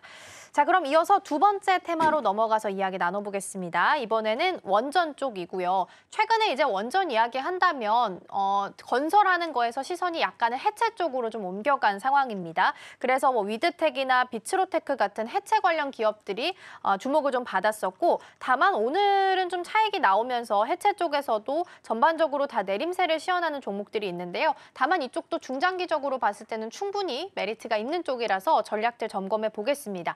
주목해 볼 만한 기업들 꼽아본다면 어느 쪽 보면 좋을까요? 저는 일단 SMR도 보셔야 된다라고 보고 있고요. 그리고 해체 쪽도 같이 좀 보셔야 될 것 같습니다. 그러니까 각각 대장주를 좀 꼽아 보셔서 이렇게 좀 체크를 해보시면 좋을 것 같은데 단연코 이제 SMR 쪽에서는 뭐 두산에너빌리티 그리고 이제 DLNC가 있겠고요. 또 해체 쪽에서는 방금 앵커님께서도 뭐 힌트를 주셨지만은 뭐 위드텍이라든지 비츠로테크와 같은 종목군들이 좀 대장이 될 가능성이 높다라고 봅니다. 오늘 사실 원전주들이 이렇게까지 좀 밀리는 게 사실상 좀 시장의 영향이 아닐까라고 보고 있고요. 또 그동안 너무 좀 쉼 없이 올랐기 때문에 맞아요. 어느 정도는 조금 차익 실현 매물들이 좀 나올 수 있는 구간이라고 좀 판단이 됩니다. 원전 같은 경우에는 사실상 굉장히 좀 장기 프로젝트이기 때문에 모멘텀이 단순히 이제 단기적으로 그치는 것이 아니라 중장기적으로 갈 가능성이 상당히 높다라고 좀 보고 있는 상황이고요. 특히나 SMR 사업 같은 경우에도 우리가 계속해서 좀 관심을 가져야겠죠. 특히나 미국 같은 경우에 지금 이제 SMR 쪽으로 투자를 계속해서 좀 하고 있는 상황이고요.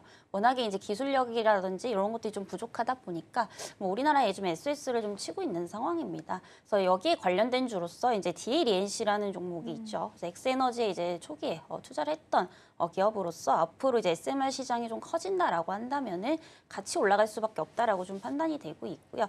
특히나 원전 하면은 우리가 예전에 이제 그 사건 사고가 굉장히 좀 많았었죠. 아무래도 이제 안정성에 대한 문제가 있다 보니까 이 SMR은 앞으로 장기적으로 계속해서 좀 성장할 수밖에 없는 산업이다라는 말씀 우선 드리겠고요. 또 해체 쪽도 보셔야 될 것 같습니다. 그러니까 해체를 왜 하는지를 조금 아셔야 되는데 결국에는 이제 원전이 상당히 좀 노후화가 되어 있다라는 거죠. 원래 이제 수명 주기가 짧으면은 만 30년이고 길면 50년 정도다라고 보시면 되는데 이미 지금 50년 정도 주기가 좀 돌고 있는 상황입니다. 그래서 우리나라 같은 경우에도 지금 뭐 48년 만에 지금 해체 승인을 좀 받았다라는 얘기들이 좀 나오면서 관련주들의 좀 강세가 이어졌던 부분들인데요. 지금 뭐 우리나라뿐만이 아니라 전 세계적으로 노후화가 좀 진행이 되고 있기 때문에 이 해체 승인에 대해서 이제 수주를 받은 기업들을 해외로 나갈 가능성 또한 상당히 좀 높다라고 좀 판단이 되고 있고요. 우선 이제 원전 사업 같은 경우에 이제 10년 이상의 어떠한 그런 장기적인 프로젝트이기 때문에 이게 이제 단기보다는 좀 중장기적으로 갈 가능성이 상당히 좀 높다라고 봅니다. 그래서 그 중에서도 저는 이제 비츠로테크라는 이제 종목을 좀 보고 있는데요. 사실 원전 기업 하면은 너무 많습니다. 뭐 우진이라는 종목도 있고 오르비텍 등등 있는데 굳이 조금 비교를 해보자라고 한다면은 우진 쪽은 이제 유지 보수 쪽에 좀 강자죠. 그래서 해체 작업에 있어서 이제 간접적인 어떤 수혜를 받을 수 있다라고 좀 보고 있고요.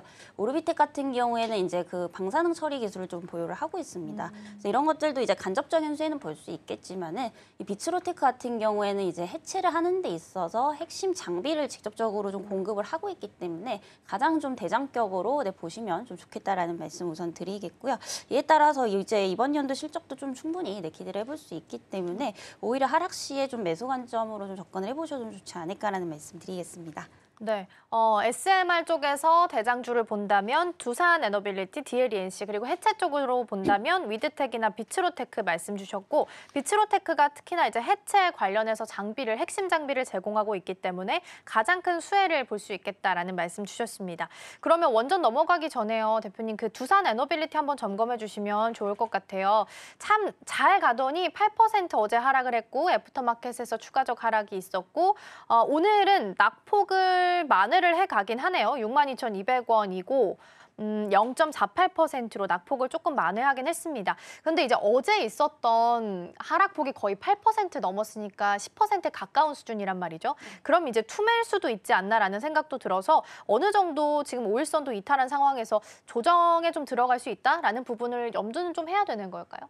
더 나올 수도 있다라고 그래요? 좀 봅니다. 왜냐하면 지금 중요한 선이 결국 6만 원대거든요. 근데 오늘 이제 6만 2천 원대인데 만약에 6만 원 깨면 앞자리가 바뀌는 바뀔 거죠. 수도 있군요. 네, 그럼 5만 원대까지 떨어진다라고 한다면은 어. 충분히 저는 이제 중장기적으로 또 4만 원대까지도 하락 가능성 네. 좀 있지 않을까라고 보고 있는데요. 워낙에 좀 시장이 잘 버텨주고 있다 보니까 단기적으로 4만 원까지 좀 떨어지기는 어렵다라고 좀 판단이 되고 있고요. 다만 이렇게 조정 구간이 오늘에서야 그치는 게 아니라 앞으로 이제 관세 얘기 때문에 계속해서 좀 시장이 흔들린다라고 한다면은 충분히 두산에너빌리티 같은 경우에 5만 원대까지도 좀 열어 놓으셔야 되지 않을까라고 보고 있고요. 사실 우리가 이제 항상 이제 주식을 투자를 할 때 바운더리를 잡아놓지만은 정확히 뭐 여기까지 떨어질 거다 올라갈 거다 이걸 알 수 있는 사람은 아무도 없을 겁니다. 그래서 항상 바운더리를 잡고 전략을 짜시는 게 굉장히 좀 중요하다라는 말씀 드리겠고요. 지금도 사실 어제 좀 많이 빠졌습니다. 고점 대비해서 거의 한 15% 오늘까지 한 빠졌기 때문에 지금부터 슬슬 분할 매수 가능 가능하다라고 좀 보여지고 있고요.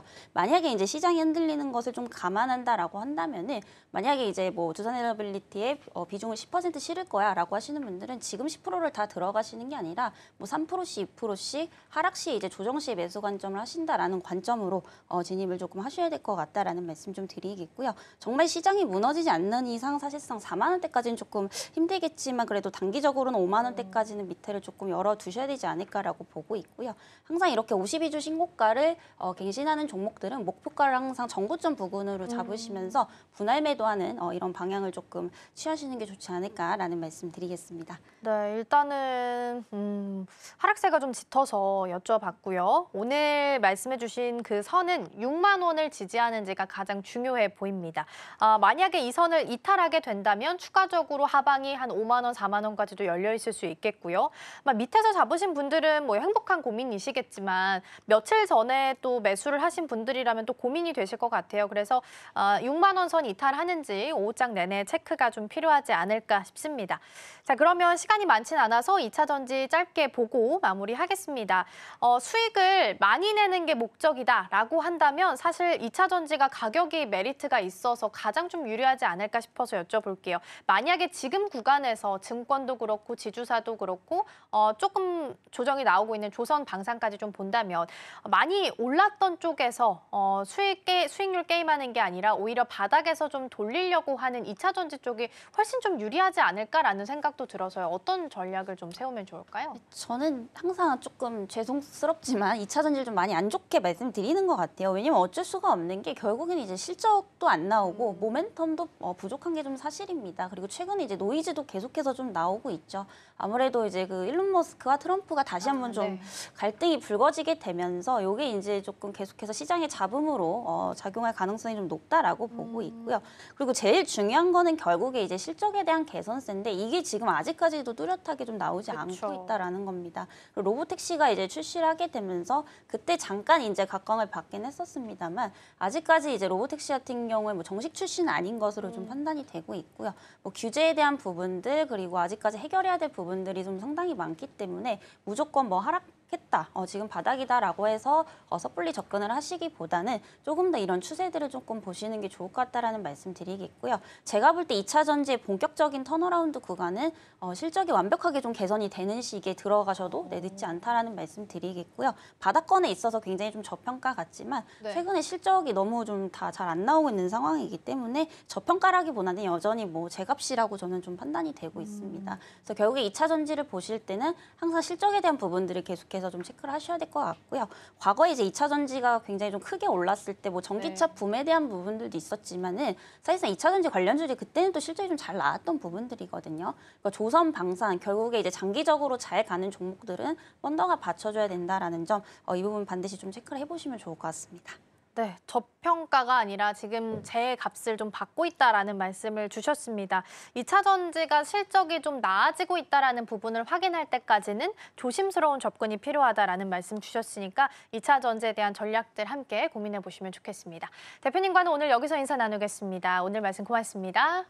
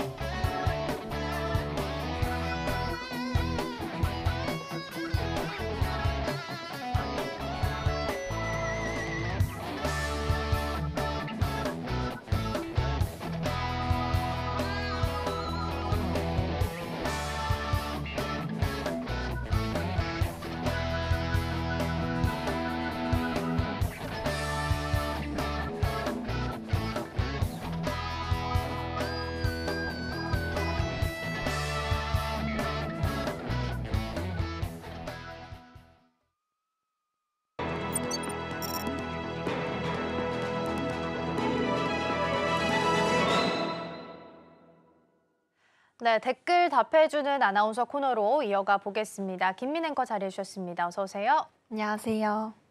네, 첫 번째 댓글부터 살펴보면서 고민들 해결해 보겠습니다. 첫 번째 댓글 화면을 통해서 먼저 만나보시죠. 네, 오늘의 첫 번째 댓글입니다. 요즘 KRW 이름으로 상표 출원이 많던데 실제 돈 버는 데가 있긴 한 건가요? 라는 댓글이 있었습니다. 일단 KRW라는 이름 봤을 땐 스테이블 코인에 대한 이야기가 나올 걸로 예상이 좀 되고 있는데 기대감을 받아서 오르고 있긴 합니다만 숫자, 실적이 잘 찍힐지는 좀 미지수긴 해요. 그래서 최근 상황부터 좀 정리를 해볼까요? 네, 최근 원화 스테이블 코인 관련해서 굉장히 뜨거운 이슈들이 많습니다. 이렇게 정부와 여당이 스테이블 코인 발행을 허용하는 쪽으로 가닥을 잡으면서 또 금융권에선 앞다퉈 KRW 관련 상표권을 선점하려는 움직임이 최근 나타나고 있는데요. 카카오페이나 KB국민은행, 또 토스뱅크, 하나은행 등 이름만 들어도 알 법한 주요 금융사들이 줄줄이 이런 상표를 출원하고 있는 상황입니다. 지금은 기술 준비보단 이름 선전이 우선이다라는 분위기가 강하게 나타나고 있고요. 먼저 상표만 확보해두고 실제 사업은 나중에 하겠다는 의미로 파악이 됩니다. 그런데 문제는 이 상표만 출원한 상태에서도 일부 종목이 테마주로 묶이면서 주가가 급등락하고 있는 점에 좀 확인을 해보시면 좋을 것 같은데요. 관련주들은 하루에 20%에서 많게는 30%까지도 현재 움직이고 있고요. 또 일부 종목은 거래 정지까지 당하기도 했습니다. 펀더멘탈보다는 기대감에 움직이는 과열 양상이라는 지적이 나오고 있는 부분이 이런 점인데요. 게다가 이 상표권이라는 게 출원부터 등록까지 1년 이상 걸리는 데다 또 등록 자체도 현재까지 불확실합니다. 만일 중간에 정책 방향이 바뀌거나 발행 허가가 지연되면 출원된 상표의 가치도 사실상 의미가 없어질 수가 있는 겁니다. 그래서 지금 시장에선 진짜 실체가 있는 기업이 누구냐? 이 질문이 본격적으로 나오고 있는 상황입니다. 네, 가장 중요한 건 실체가 있느냐라는 포인트다라는 말씀을 좀 주셨습니다. 투자자들은 일단 관심을 좀 많이 갖고 있는 것 같긴 합니다. 추가적으로 어제 이제 싱가포르 국부펀드인 테마색에서도 단알 IR을 요청했다라고 합니다. 이게 긍정적인 부분이 단알 IR을 시작해서 카카오를 만날 수도 있고 이미 일정상으로는 서클과도 단알이 이제 만날 것으로 예정이 되어 있다 보니까 본격적으로 스테이블 코인에 대한 관심도가 그리고 정책적으로 나아가지 않을까라는 기대감이 모아지고 있는 상황이긴 합니다. 그러면 투자자들의 관심을 갖는 매력적인 포인트들 좀 살펴본다면 어떤 부분들이 있을까요? 네, 사실 이 스테이블 코인 테마가 그저 단발성 기대감으로 끝날지 혹은 아니면 장기 산업으로 뿌리내릴지 그 갈림길에 서 있는 요즘을 보내고 있죠. 우선 공통적으로 전문가들이 말하는 건 정부 의지만은 확실하다. 이런 점입니다. 이 새 정부 출범 이후에 디지털 금융 활성화를 중요한 정책 방향으로 내세우면서 스테이블 코인 규제와 발행 가이드라인 마련에도 현재 속도를 내고 있는 분위기입니다. 하지만 문제는 시장 주도권은 과연 누가 잡느냐 이 점인데요. 흥국증권 박종열 연구원은 지금처럼 이름만 출원하고 또 기술력은 부족한 상태에서 시장이 커지더라도 초반에 리더십을 잡기 어렵다며 결국 중요한 건 기술력 그리고 제도 대응력, 실현 가능성까지 뒷받침되어야 한다고 강조했습니다. 그런데 이미 수년 전부터 시스템을 개발하고 또 발행, 유통, 관리까지 가져갈 가능성이 높은 이런 설계된 기업들이 첫 성과를 가져갈 가능성이 높다는 분석이 있는데요. 실제로 오픈 에셋은 발행 구조는 물론 또 은행과 공동 서명하는 보안 프로토콜, 또 거래 감시 체계, 상점과 지갑 연동 가능성까지 검증을 마쳤다고 알려졌습니다. 한마디로 개념이 아니라 실제로 구현 가능한 점이 특히나 차별점을 갖는 부분입니다. 이번 상표 몇 개 출원한 기업보다도 기술적으로 준비된 기업 중심으로 옥석 가리기가 시작될 것이다. 이런 시각들이 전문가들의 공통된 시각입니다. 네, 말씀해 주신 것처럼 이제 기술적으로 준비된 기업 중심으로 옥석 가리기가 필요하다라고 이야기 나오면서 몇 가지 종목들 이름 올리고 있습니다. 특히나 미래에셋 같은 쪽, 미래에셋 벤처 쪽도 같이 좀 주목을 받는 경향도 있다라는 부분 체크드리고요. 그리고 이제 CBDC 관련해서도 프로젝트 한강 프로젝트가 이제 추진이 됐었는데 이것도 이제 2차적으로 중단이 됐습니다. CBDC 쪽에 중단이 됐다라는 건 정부 차원에서도 이쪽보다는 오히려 스테이블 코인에 조금 더 힘을 쏟겠다라는 부분으로 해석을 할 수 있기 때문에 중장기적으로 봤을 때는 좀 모멘텀을 받아갈 수 있지 않을까라는 생각도 듭니다. 자, 그럼 이어서 두 번째 댓글 확인해 보겠습니다. 먼저 화면 통해서 만나보시죠. 네, 두 번째 댓글입니다. 고리 1호기 해체 승인 나왔다고 해서 샀는데 다음 날 바로 빠지던데요? 라는 겁니다. 그러면 원전 해체주 관련된 이야기인 것 같아요. 근데 원전 해체주 관련된 종목들이 추가적으로 좀 하락세를 연이틀 이어가고 있어서 고민 좀 많이 되실 것 같거든요. 어떤 내용들 좀 살펴봐야 될까요? 네, 이번 원전 해체 테마는 고리 1호기 해체 승인으로 신호탄을 쏘아 올렸습니다. 국내에서 처음으로 상업용 원전 해체가 공식적으로 시작된 건데요. 이 소식이 나오자마자 바로 움직인 종목이 바로 위드텍입니다. 방사선 폐기물에 포함된 핵종 분석 장비를 만드는 회사죠. 27일 하루 만에 또 25%가 넘게 올랐고요. 그 다음 날엔 52주 신고가를 경신하기도 했습니다. 다만 이튿날 바로 차익 실현 물량이 쏟아지면서 급락했다는 점인데요. 그다음 시장에서 주목한 건 바로 비츠로테크였습니다. 이 회사에서는 방사성 폐기물 용기 제작부터 또 처리 설비까지 갖춘 국내 대표 원전 해체 인프라 기업 중 하나고요. 같은 날 12% 넘게 급등한 뒤 또 다음 거래일은 2% 빠졌고 또 그 다음 날엔 또 소폭 조작맞는 식으로 움직이는 상황이었습니다. 즉 위드텍이 해체 준비, 측정 기술이라면 비츠로테크는 실제 해체와 처리 공정에서 연관된 기업이기 때문에 둘 다 시장에서 실제 수혜주로 현재 인식이 된 상황입니다. 이외에도 오르비텍이나 우리기술 같은 종목도 함께 엮이면서 시장에선 단기 테마처럼 반응했지만 실제로는 기술 차이, 사업 단계, 수주 가능성 등 종목별로 큰 차이가 있다는 점이 특히나 이번 부각에서 확인할 부분입니다. 네, 원전 테마가 이제 AI 전력이 필요하다라는 내러티브로 좀 올랐다가 그 이후에 이제 건설 쪽 관심을 좀 받다가 이번에 해체 시장이 열리면서 해체까지 주목을 받고 있습니다. 고리 1호기 해체 승인이 나면서 이제 우리나라도 트랙 레코드를 쌓을 수 있는 계기가 됐기 때문에 긍정적인 평가는 나오고 있습니다. 다만 원전 한 기를 해체하는데 12년에서 15년이 걸리기 때문에 굉장히 긴 시간이 좀 필요하다라는 부분은 염두를 하셔야 될 것 같습니다. 앞으로 시장이 커질 거라는 기대감은 있는데 전문가들의 시각은 어떨까요? 네, 핵심은 진짜 산업으로 자리 잡을 수 있냐라는 점입니다. 이 국제원자력기구에 따르면 전 세계에서 해체될 원전은 400기 이상으로 추정이 되는데요. 한 기당 8천억 원 정도 들면 전체 시장에서 500조에서 1000조 원 넘게 달할 수 있습니다. 현재 우리나라에서도 이번 고리 1호기 해체를 계기로 또 해체 기술을 96개까지 확보를 했고요. 실제 해체 수주까지 가능해지면 건설과 운영, 또 해체까지 모두 가능한 국가가 됩니다. 업계에선 이게 패키지 수주를 경쟁력을 높일 것이다라는 기대가 현재 큰 상황입니다. 네, 그렇군요. 해체 시장과 관련해서 새롭게 500조 시장이 열렸다라는 기사는 아마 많이 보셨을 겁니다. 다만 아직까지 우리나라가 가지고 있는 트랙 레코드가 없다 보니까 단순히 좀 테마로 움직일 수 있다는 부분은 염두를 하셔야 될 것 같고요. 앞서서 테마에서 살펴봤던 것처럼 SMR 그리고 해체 시장 따로따로 대장주 관련해서 종목들 좀 분류해서 보시면 좋겠습니다. 댓글 답해주는 아나운서 코너는 여기서 마무리하겠습니다. 오늘 말씀 고맙습니다.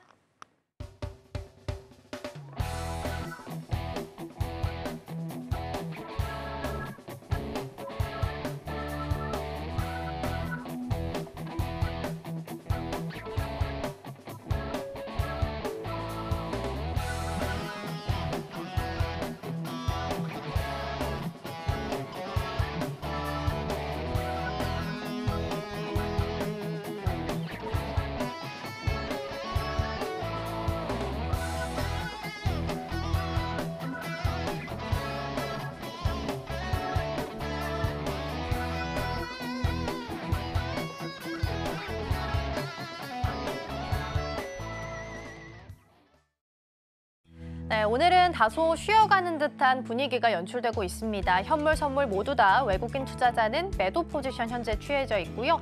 다만 이제 일정상으로 내일 오전 10시에 이재명 대통령 취임 이후 첫 기자회견이 예정되어 있습니다. 관련된 종목들, 움직임 좀 체크되는 종목들 있으니까요. 함께 살펴보시면 좋겠습니다. 저희가 방송 중에 제공해드린 정보는 투자 판단을 위한 조언일 뿐 해당 종목의 가치와 수익률은 보장하지 않습니다. 저희는 내일 더 다양한 소식 준비해서 돌아오겠습니다. 시청해주신 여러분 고맙습니다.